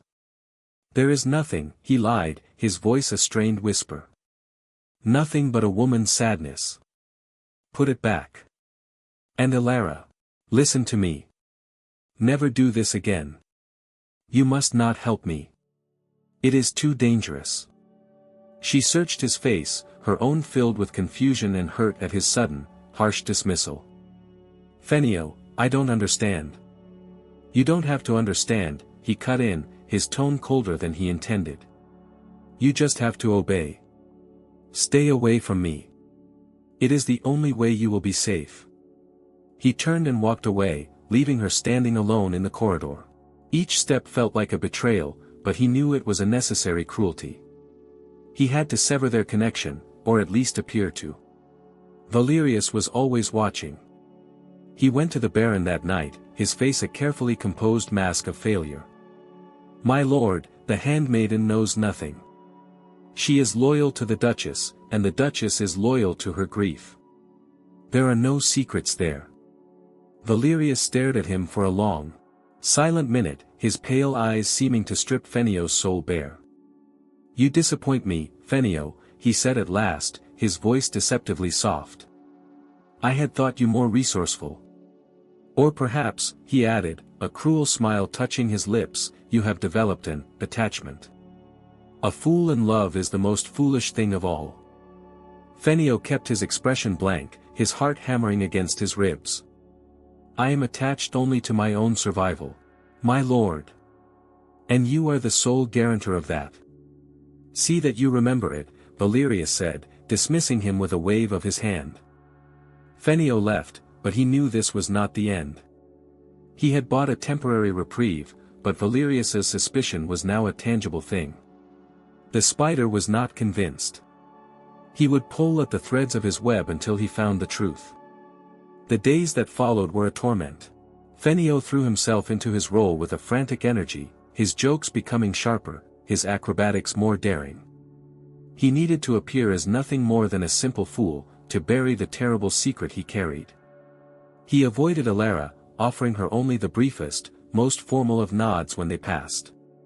He saw the pain and confusion in her eyes, and it was a constant, twisting knife in his gut. He was protecting her by breaking her heart, and his own in the process. Meanwhile, he was trapped. The knowledge of the journal was a poison in his mind.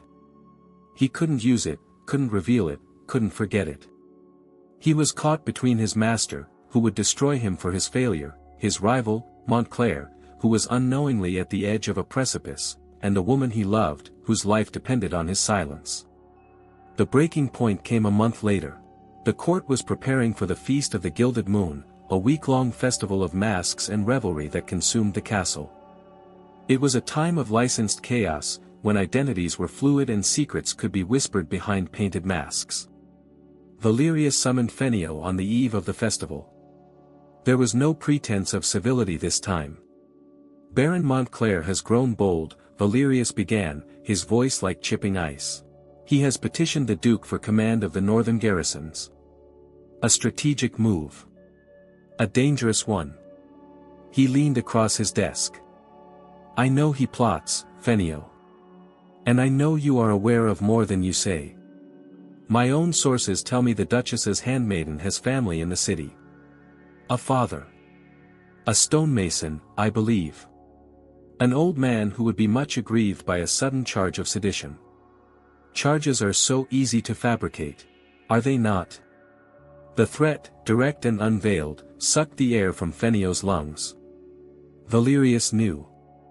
He might not know the details, but he knew Alara was the key, and he was ready to use her family to force Fenio's hand. "The feast begins tomorrow," the Baron continued. "The Duke will host a grand masquerade ball on the final night. You will provide the evening's entertainment. And during your performance, you will find a way to expose Montclair. Not just as a malcontent, but as a traitor. You will give me the proof I require, before the entire court. If you succeed, your freedom fund will be doubled. You will be free to leave Lyonesse by year's end. If you fail, well, I'm sure the Stonemasons Guild can find a replacement for Master Anselm." It was the final turn of the screw. An ultimatum with an impossible choice. Destroy Montclair and condemn an innocent man, or refuse and see Alara's family ruined. And all of it had to be done in public, on the grand stage of the masquerade, where every word would be scrutinized, every gesture interpreted. He was being asked to perform his own execution, or someone else's. The week of the Feast of the Gilded Moon was a blur of forced merriment. Fenio performed in a frantic daze. His mind a whirlwind of desperate calculations. The castle was a riot of color and sound, lords and ladies hidden behind masks of silk and papier-mâché, their laughter echoing with a hollow, brittle edge. For Fenio, the masks were no novelty, he had worn one his entire life. But now, the city's disguise felt like a mockery of his own entrapment. He had to devise a performance for the final ball, a masterpiece of ambiguity that would satisfy Valerius without completely destroying an innocent man or exposing Elara. He spent his nights not sleeping, but sketching puppets, writing rhymes, and staring into the flickering flame of a single candle, searching for a third path in a world that only offered two. His plan began to form, a desperate, intricate gambit that relied on the very nature of his profession, the power of a joke to hold multiple truths at once. He sought out Elara one last time. He found her by the frosty panes of the library window, looking out at the torchlit courtyard. He didn't have to speak. She saw the desperation in his face. "It has come to a head," she said, her voice flat with resignation. "Yes," he admitted. "The final night of the feast. I am to perform. I am to point a finger. At Montclair." He nodded, unable to meet her gaze. "Elara, after the performance. There will be chaos. You must be ready. I have used my fund. There is a cart leaving for the southern coast at dawn, hidden among the merchants' wagons. A man will be waiting for you at the old chapel by the east gate. He will take you and your father away from here." Her eyes widened. "And you?" "I have my own path," he lied. His only path was to walk into the center of the fire and hope not to be consumed. "You must go. You must not look back. This is the only way." He pressed a small, heavy pouch of coins into her hand. "For your journey." Tears welled in her eyes, but she did not let them fall. She simply nodded, her hand closing tightly around the pouch. "Your puppet show, Fenio," she whispered. "What will it say?" "It will tell a story," he said, his voice grim. "And like any good story, everyone will hear what they wish to hear." He left her then. The touch of her hand a burning brand on his skin. He spent the final hours locked in his room, meticulously crafting his puppets. There would be 3. A great, proud lion with a tarnished crown. A fat, preening serpent with a forked tongue. And a sly, black-feathered magpie, its eyes made of glittering chips of jet. As he walked towards the great hall on the night of the masquerade, the weight of his entire life seemed to settle on his shoulders. He was no longer just a fool, or a spy, or a lover. He was a storyteller, and the fate of 3 lives, his own, Elara's, and Montclair's, rested on the tale he was about to spin. He clutched the puppets in a bag at his side, his knuckles white. The hall was ablaze with 1,000 candles, the air thick with perfume and intrigue. He saw the Duke on his throne, Valerius a black shadow at his shoulder, and somewhere in the masked crowd, Baron Montclair, oblivious. Fenio took a deep breath, stepped into the light, and began the most dangerous performance of his life. "My lords, my ladies, my masked marvels." Fenio's voice, amplified by the hall's acoustics, cut through the din. A space was cleared. A small, curtained stage had been erected for him.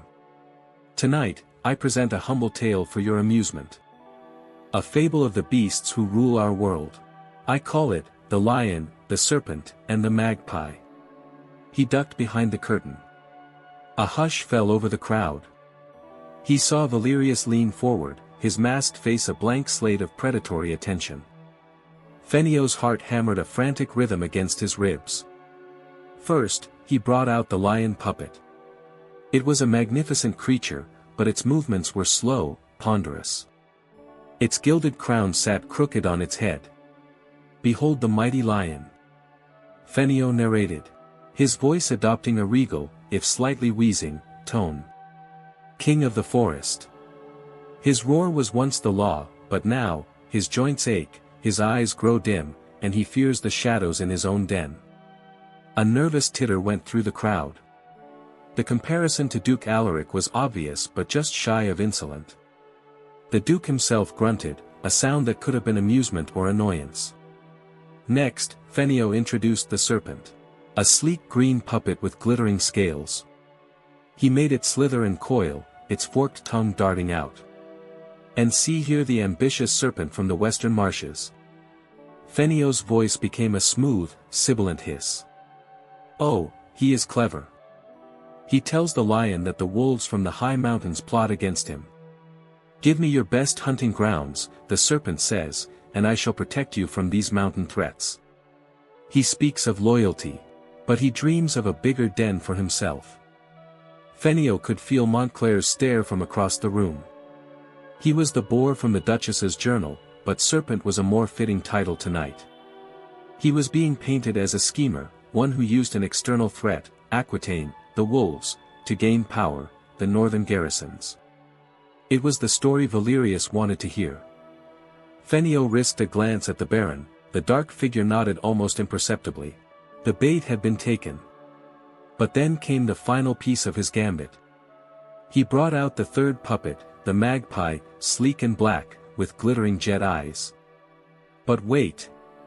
Fenio's voice turned sharp, conspiratorial. The forest holds another player. The quiet magpie. He made the puppet hop about, snatching up small, shiny objects left on the stage. The magpie whispers in the lion's ear day and night. The serpent is a traitor, he squawks. He will bite you. The lion, in his fear, listens. Fenio paused, letting the silence stretch. Then he lowered his voice to a confidential murmur that carried to every corner of the hall. But the magpie is a collector of secrets. A thief of shiny things. And while he points one wing at the serpent, his other wing is busy, loosening the stones of the lion's own den. He made the magpie puppet pry a small, gilded stone from a prop wall on the stage and tuck it away. He tells the lion the den is crumbling because of the serpent's plots, but it is the magpie himself who weakens the foundation, hoping to build his own nest from the rubble. The hall was utterly silent. The allegory was suddenly, dangerously complex. It had accused Montclair, the serpent, of ambition. But it had also accused an unnamed whisperer, the magpie, of being the greater, more insidious threat, a creature undermining the Duke's rule from within for his own gain. Fenio saw Montclair rise to his feet, his face purple with rage, shouting, "This is treason. He accuses me." Simultaneously, other nobles, those who had long chafed under Valerius's influence, began to murmur, their masked faces turning towards the Baron. The magpie, who is the collector of secrets? Who weakens the Duke with whispers? The room erupted. Accusations flew like sparks in the dark. Lords loyal to Montclair drew their swords. The Duke's guard, confused, moved to surround the Duke, who was shouting for order. Valerius, for the first time Fenio had ever seen, was frozen, his position suddenly exposed, the attention of the entire court fixed on him as the potential magpie. He had been so focused on the serpent that he hadn't seen the second trap. In that perfect, beautiful moment of chaos, Fenio dropped the puppets, slipped behind the curtain, and disappeared. The pandemonium of the great hall was the only cover he would get. Fenio moved with the fluid silence of a shadow, melting into the tapestry-lined corridors he knew so well. Shouts and the clang of steel echoed behind him, a symphony of his own making. He didn't run, running attracted attention. He walked. A simple fool in bruised silks, his face a blank slate, as if he were merely fleeing the frightening noise. He saw guards rushing towards the hall, their faces grim. None of them spared him a second glance. He was furniture, a part of the castle's scenery, beneath notice. It was the invisibility he had cursed for years, and tonight, it was his salvation. His path was a twisted, indirect route to the east gate.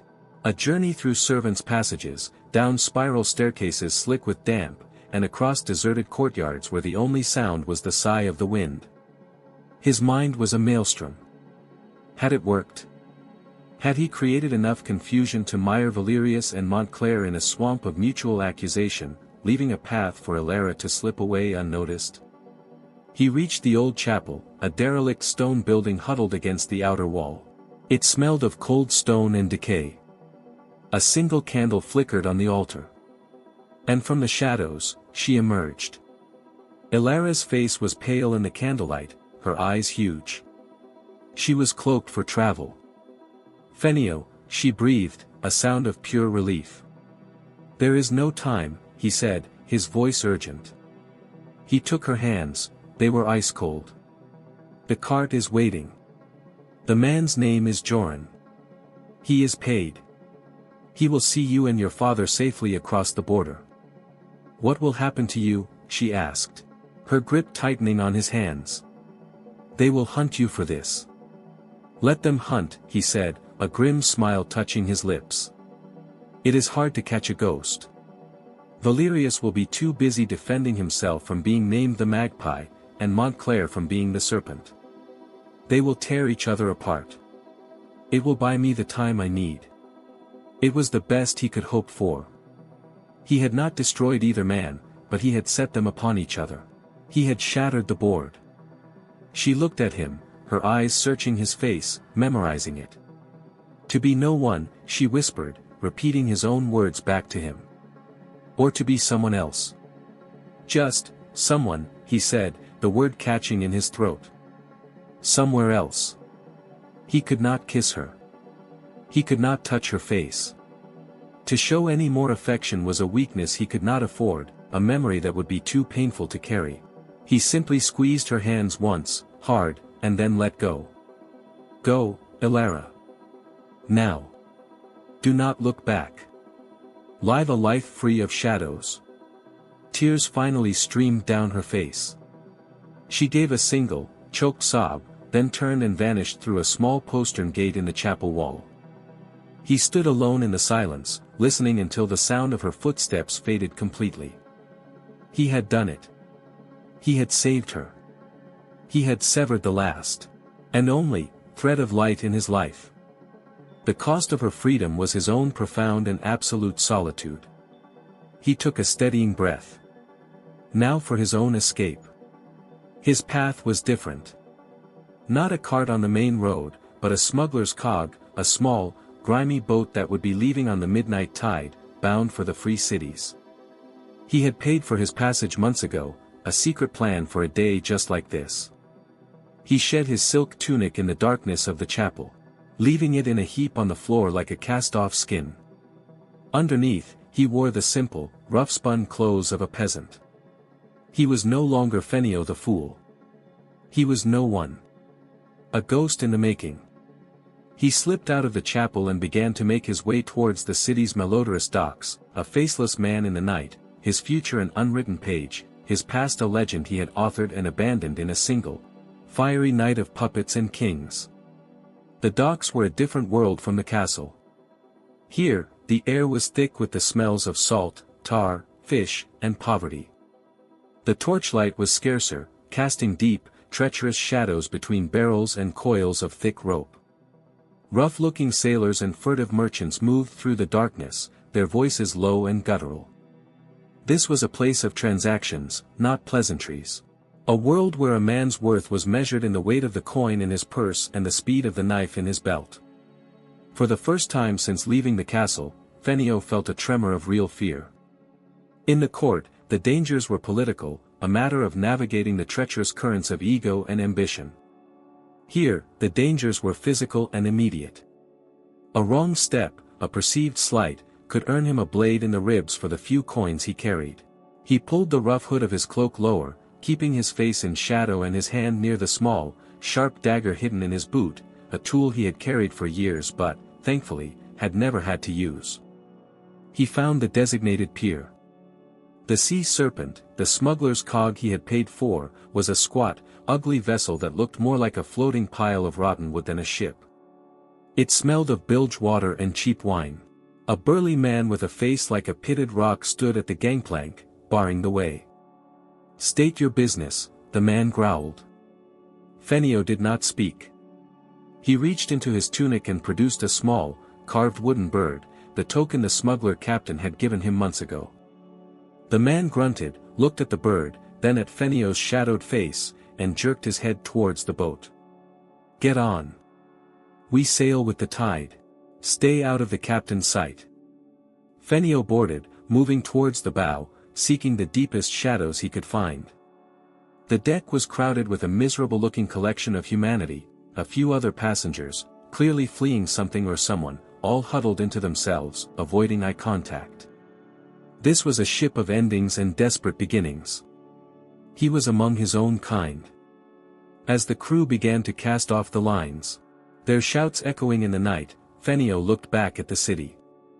The castle was a dark behemoth on the hill, its highest towers still glittering with the lights of the disastrous masquerade. He imagined the scene inside, the accusations and counter-accusations, the fury of Valerius, the fear of Montclair. He had thrown a stone into a hornet's nest, and the buzzing would continue long after he was gone. He thought of Alara. Was she safe? Was her cart already beyond the city walls, rumbling south towards a new life? He had to believe it was. The thought was the only warmth he had against the cold sea breeze. He had orchestrated her escape, but the act had hollowed him out, leaving behind an ache that was sharper than any fear. He had won his freedom, the goal that had driven him for a decade, but it felt like ashes in his mouth. He was free from the castle, free from Valerius. But he was not free to do anything. He was a man without a name, without a history, without a single human connection. The ship lurched as it caught the outgoing tide, slowly pulling away from the pier. The city lights began to shrink, to merge into a distant, hazy glow. Fenio pulled his cloak tighter around him. The sea air was cold and clean, a stark contrast to the perfumed, stagnant air of the court. It should have felt liberating. Instead, it felt empty. A sailor brushed past him in the darkness. "Best get below if you don't have sea legs," the man muttered without looking at him. "The channel is rough tonight." Fenio just nodded, his gaze fixed on the receding shoreline. He had spent his life reading faces, deciphering moods, predicting reactions. He was a master of the interior world of men. But this new world, this vast, dark expanse of churning water and open sky, was a language he did not know. He had no role to play here, no audience to please, no master to survive. The last light of Lyonesse winked out. He was alone, on a dark sea, sailing towards an unknown dawn. The fool was dead. The ghost was born. And the silence that surrounded him was the most terrifying performance of all. The first few days at sea were a purgatory of gray water and gray skies.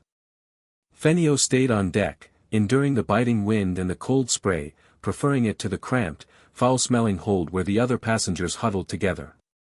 He spoke to no one and no one spoke to him. He was just another piece of human cargo, as anonymous as a sack of grain. The anonymity he had craved for years was now a suffocating blanket.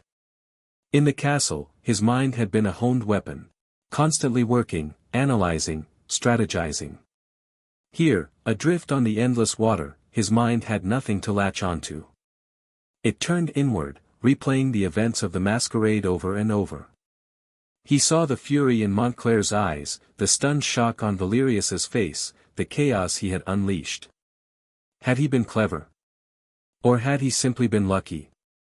And always, his thoughts returned to Alara. He saw her face in the shifting patterns of the waves, heard her voice in the cry of the gulls. He tortured himself with questions. Had she reached the southern coast?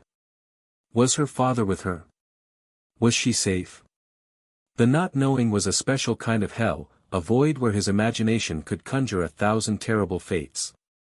He had spent a decade building a wall of cynicism around himself, brick by brick. Love had been a weakness, a foolish indulgence for people who could afford the consequences. He had allowed Alara to breach that wall, and now that she was gone, the wind howled through the ruins. He had freed her, but in doing so, he had shackled himself to her memory. On the fourth day, the ship docked at a small, dreary port in a neutral territory, a notorious haven for pirates and smugglers. The captain announced they would be taking on supplies and staying for 2 days. Fenio watched the other passengers disembark. melting into the grimy labyrinth of the port town. He had no destination. The free cities were a vague concept, not a concrete plan. One port was as good or as bad as another. He went ashore, his small pouch of remaining coins a meager weight against his hip. He found a tavern that was less of a dive than the others and bought a meal of stale bread and thin stew. As he ate, he listened. It was a habit ingrained too deeply to discard. He listened to the sailors' gossip, the merchants' complaints. He heard whispers of trouble to the north. A duchy in turmoil. Two powerful barons locked in a struggle for influence over a weak duke. A fool's performance that had set the court on fire. His story had already traveled. It had become a piece of sailor's lore, distorted and embellished with each telling. In this version, the fool was a master spy. A cunning agent of the king himself, sent to destabilize a troublesome duchy. He was no longer a desperate man making an impossible choice, he was a legend, a mythical trickster.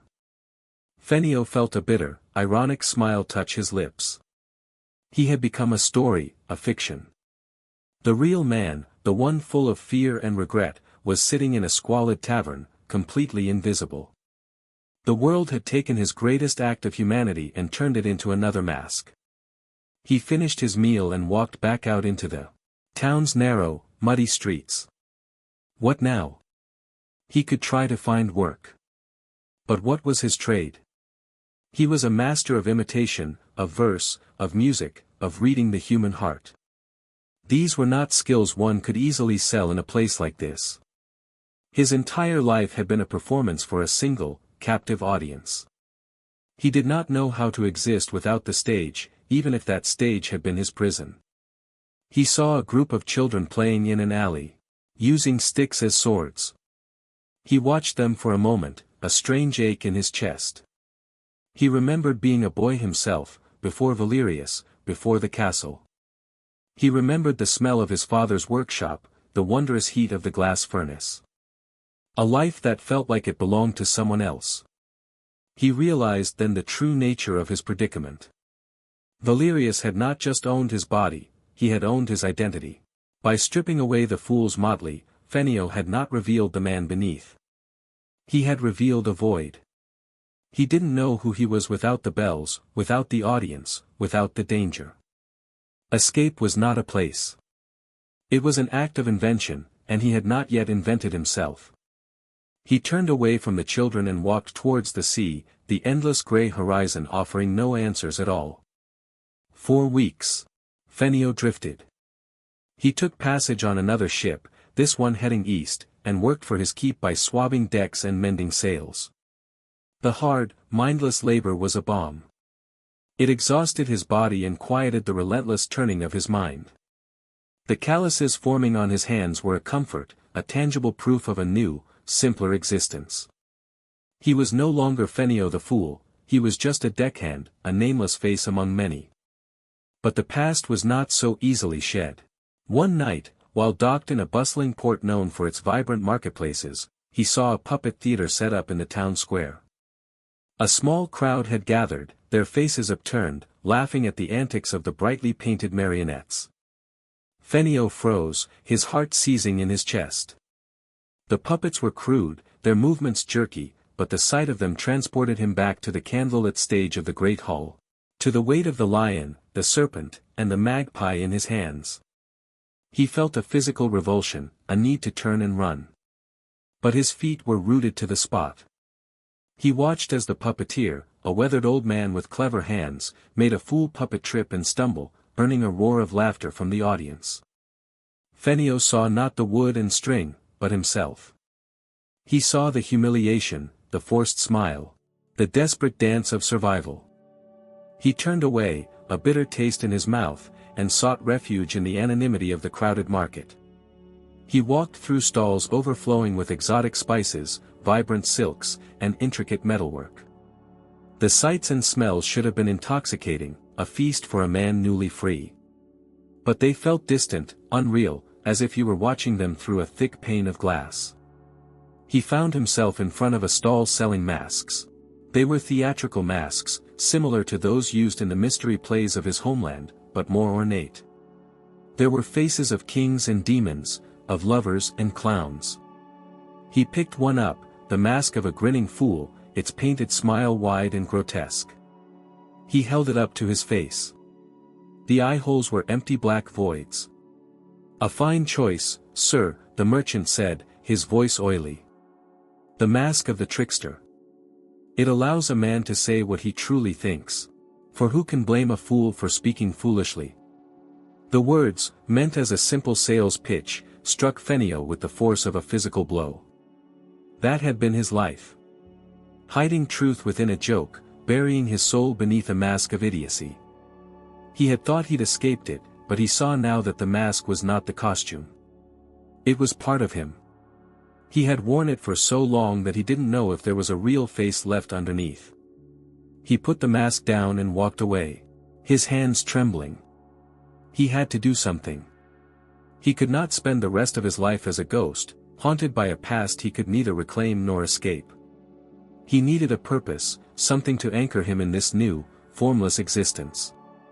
An idea, small and reckless, began to take root. His story, the legend of the Fool's Gambit, had spread. It was a distorted fiction, but it was powerful. What if he could use that? Not to reclaim his old life, but to shape a new one. He could become a storyteller. Not a jester in a court, beholden to a single master, but a traveling performer, a teller of tales for the common people. He could take the stories and fables he had once used to entertain nobles and give them to those who had nothing. He could take his pain, his knowledge of the world's cruelty and hypocrisy, and forge it into art. He wouldn't use his own story directly. That would be too dangerous.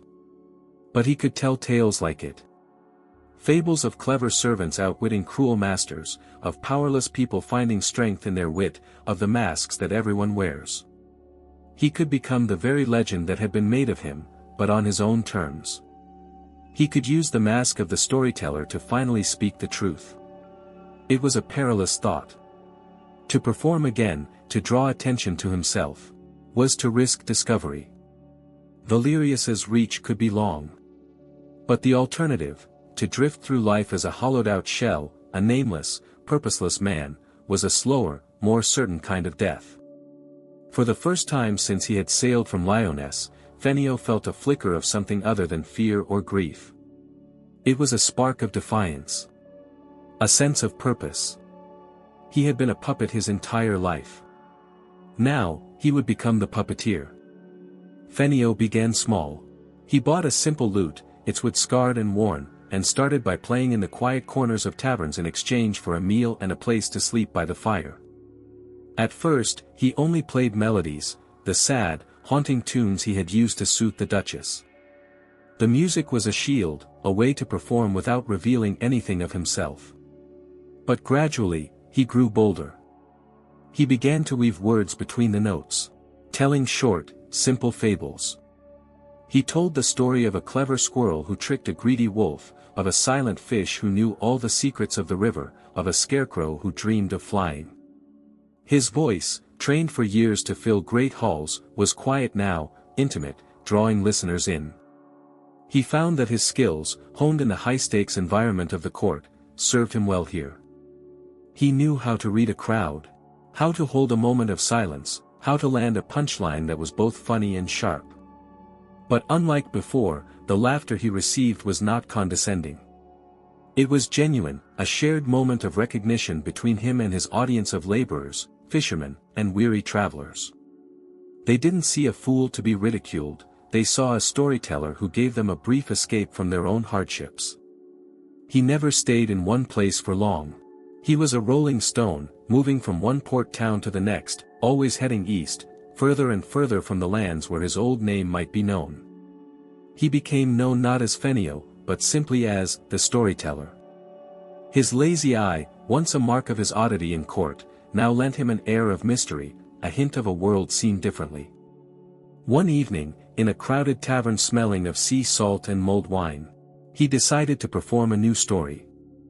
It was a tale he had been crafting for weeks, a more dangerous and personal allegory. He created a set of simple hand puppets from scraps of cloth and leather. His new story was about a court musician who served a cruel, tone-deaf king.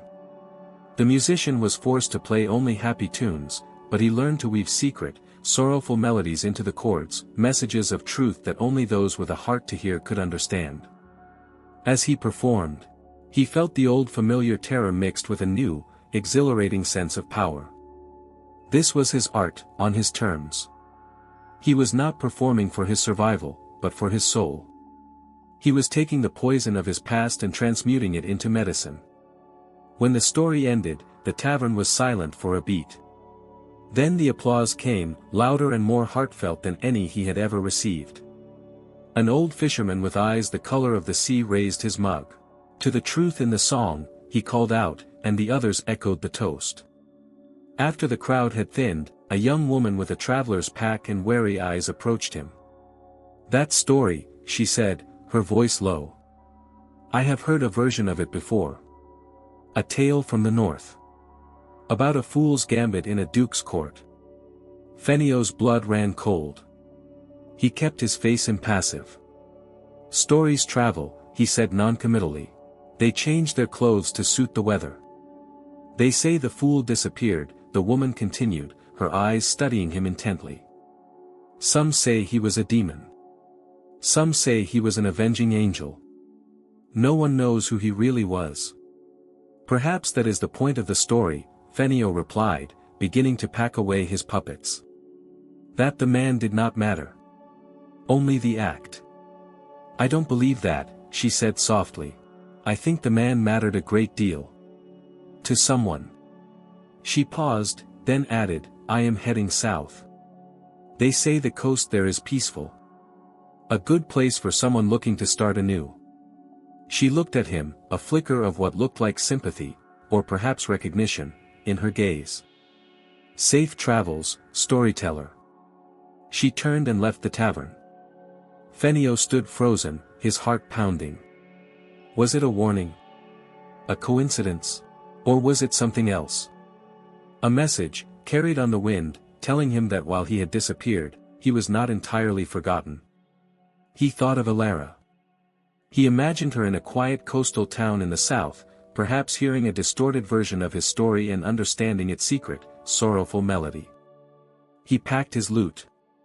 The woman's words had unsettled him, reminded him that the past was never truly gone. It was a shadow that followed him, a legend that walked a few paces behind. But it no longer had to be his cage. He had found a way to live with his ghosts, to make them dance to his tune. He slung the loot over his shoulder and stepped out into the night, another town, another story, waiting down the road. Years passed. The seasons turned, and Fenio's hair became threaded with silver at the temples. He was no longer the wiry young man who had fled Lyonesse, but a lean, weathered figure, his face a map of the roads he had traveled and the tales he had told. He was a master of his new trade. He could hold a crowded square captive with a whisper, make a room of hardened soldiers weep with a simple tune on his lute.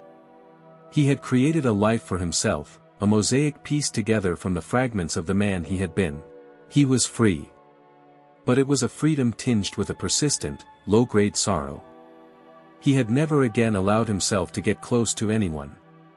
He had companions on the road, fellow performers and travelers, but he kept his heart guarded, the memory of Alara a locked room inside him.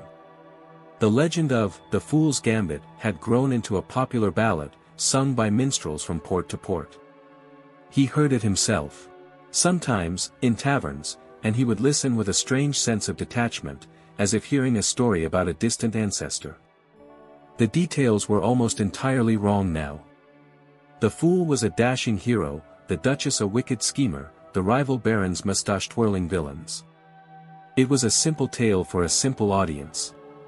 His complex, painful reality had been sanded down into a smooth, entertaining lie. One day, his travels brought him to a large, prosperous city on the edge of a great desert. The city was a crossroads of cultures, a vibrant, chaotic place. As he was setting up his small stage in a bustling plaza, he saw a procession moving through the crowd. It was a local magistrate, a powerful man, surrounded by guards. And walking beside him, speaking to him with an air of quiet confidence, was a man Fenio had not seen in a decade. It was Baron Montclair. He was older. His hair gray, but it was unmistakably him. He was not a prisoner or an exile. He looked successful. Fenio felt a jolt, a phantom sensation of the cold stone floors of the castle. He quickly pulled his hood further over his face and turned away, his heart pounding.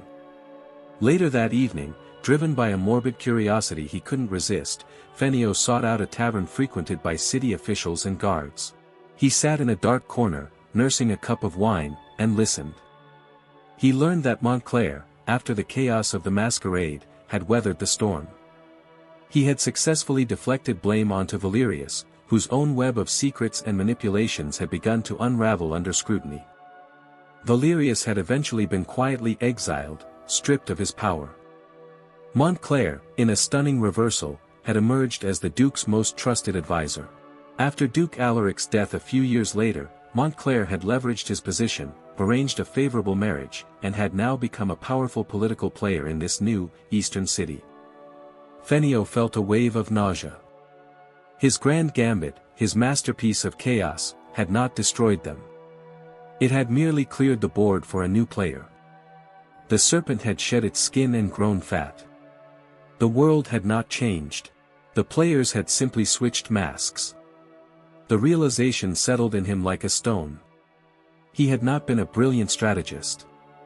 He had been a pawn who had briefly, accidentally, knocked over the king, only to have another piece take its place.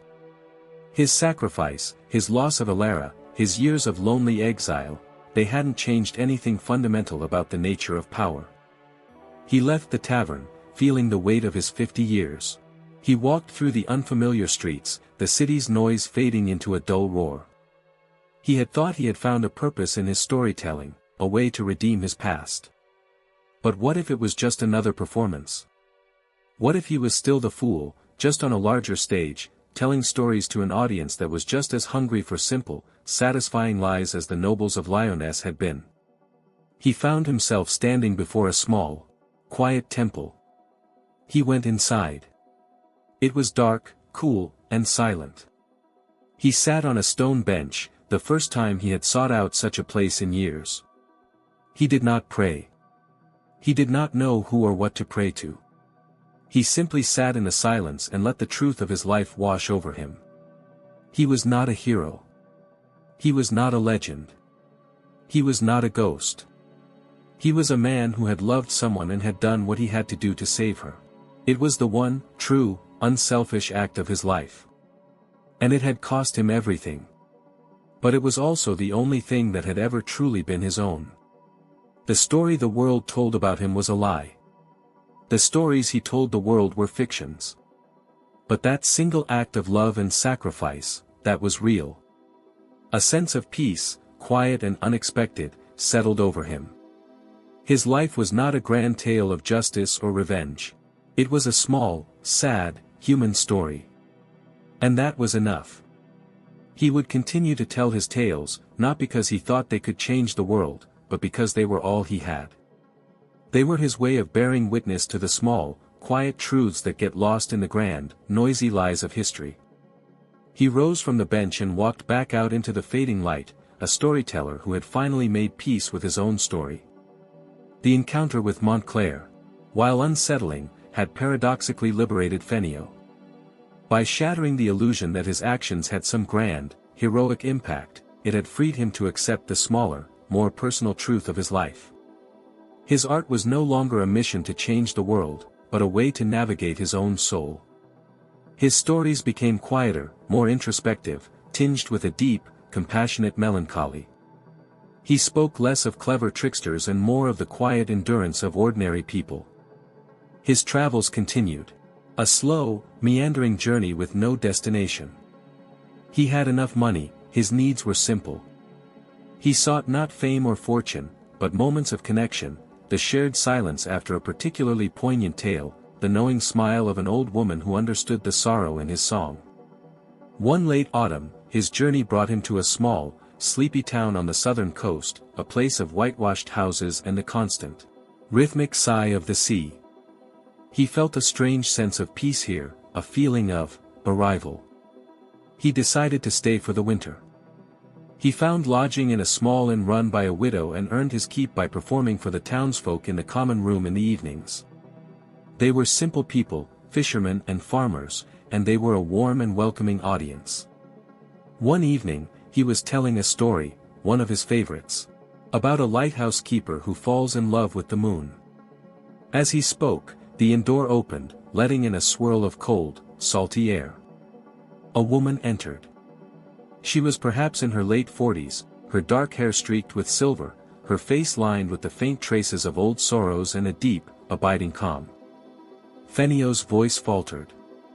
The lute chord he was strumming died with a discordant buzz. The world seemed to shrink until it contained only him and the woman standing in the doorway. It was Elara.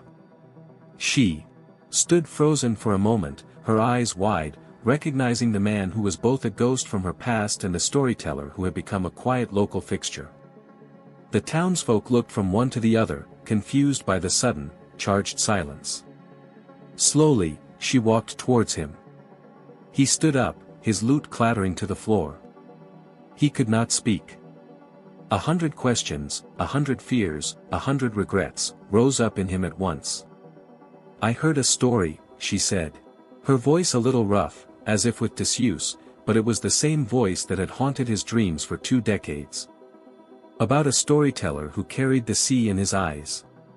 She stood before him now. He could see the fine lines around her eyes, the strength in her hands. She was no longer the frightened handmaiden. She was a woman who had lived a life. "My father passed away peacefully 5 years ago," she said, answering the question he could not ask. "We built a life here. A quiet one."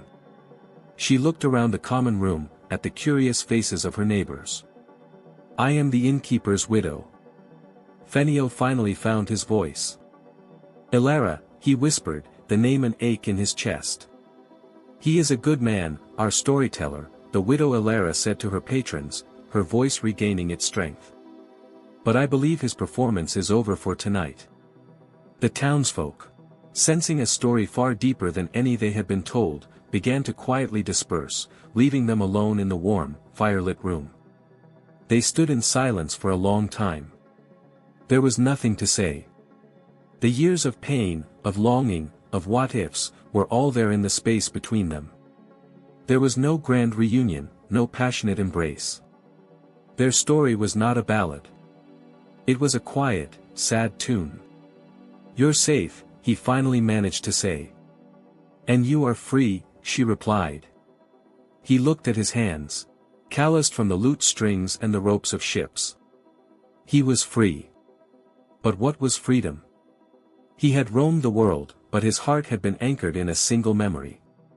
He looked at her, and he saw not just the woman he had lost, but the life he had never had. A home. A place to rest. "I am tired of stories," he said, his voice raw with an exhaustion that went deeper than the miles he had traveled. Elara simply nodded, a universe of understanding in her eyes. She gestured to a small table by the fire. "Then sit," she said softly. "And be silent for a while." He sat. She brought him a cup of wine and sat opposite him. They did not speak. The fire crackled in the hearth. Outside, the sea murmured against the shore. The silence was not empty. It was filled with the weight of all the words they would never need to say. He had traveled the world to become no one, only to find, at the end of the road, that he had been remembered by the only one who mattered. He was home. The winter that followed was a season of quiet revelation. Fenio did not perform. He put his lute away in its case and did not open it. He lived at the inn, helping Elara with the daily tasks. He repaired broken chairs, chopped wood for the fire, and negotiated with merchants in the market. His old skills of reading people now used for securing better prices on flour and wine instead of uncovering state secrets. He and Elara moved around each other with a gentle, cautious grace. They did not speak of the past. The names of Valerius, Montclair, and the castle of Lyonesse were never uttered. That world was a ghost, and they did not wish to invite it into the warmth of the hearth. Their conversations were simple, rooted in the present. The turning of the weather, the price of fish, the health of a neighbor's child. It was a strange and peaceful existence.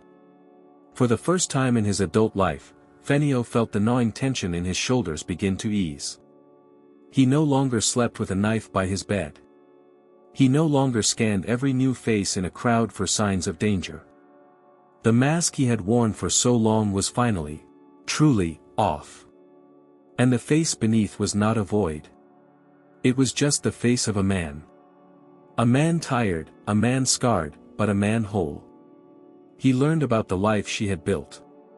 After fleeing Lyonesse, she and her father had made their way south, eventually settling in this small town.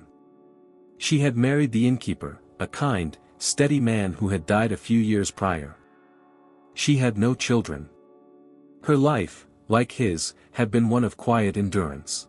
They were two survivors of the same shipwreck, washed up on the same shore. One evening, as a fierce winter storm raged outside, rattling the windows of the inn, they sat by the fire, the last of the patrons having long since gone to bed. "Do you miss it?" Ilara asked softly, her gaze on the dancing flames. "The stories?" Fenio considered the question. He thought of the faces in the crowd, of the power of holding an audience in the palm of his hand. "I miss the telling," he admitted. "But I do not miss the reason for it. My stories were a way to make the wounds stop bleeding. Here, they have finally begun to scar over." "Scars are stories, too," she said. "Just ones we do not have to tell aloud." He looked at her, at the silver in her hair catching the firelight, at the quiet strength in her eyes. The love he felt for her was not the desperate, frantic thing it had been in his youth. It was a quieter, deeper emotion, like the steady warmth of the hearth, a fire built to last through the storm. "Ilara," he began, his voice hesitant. She looked at him, and her small smile told him she already knew what he was going to say. He did not have to finish. He did not have to ask. He simply reached across the small space between them and took her hand. Her fingers laced with his.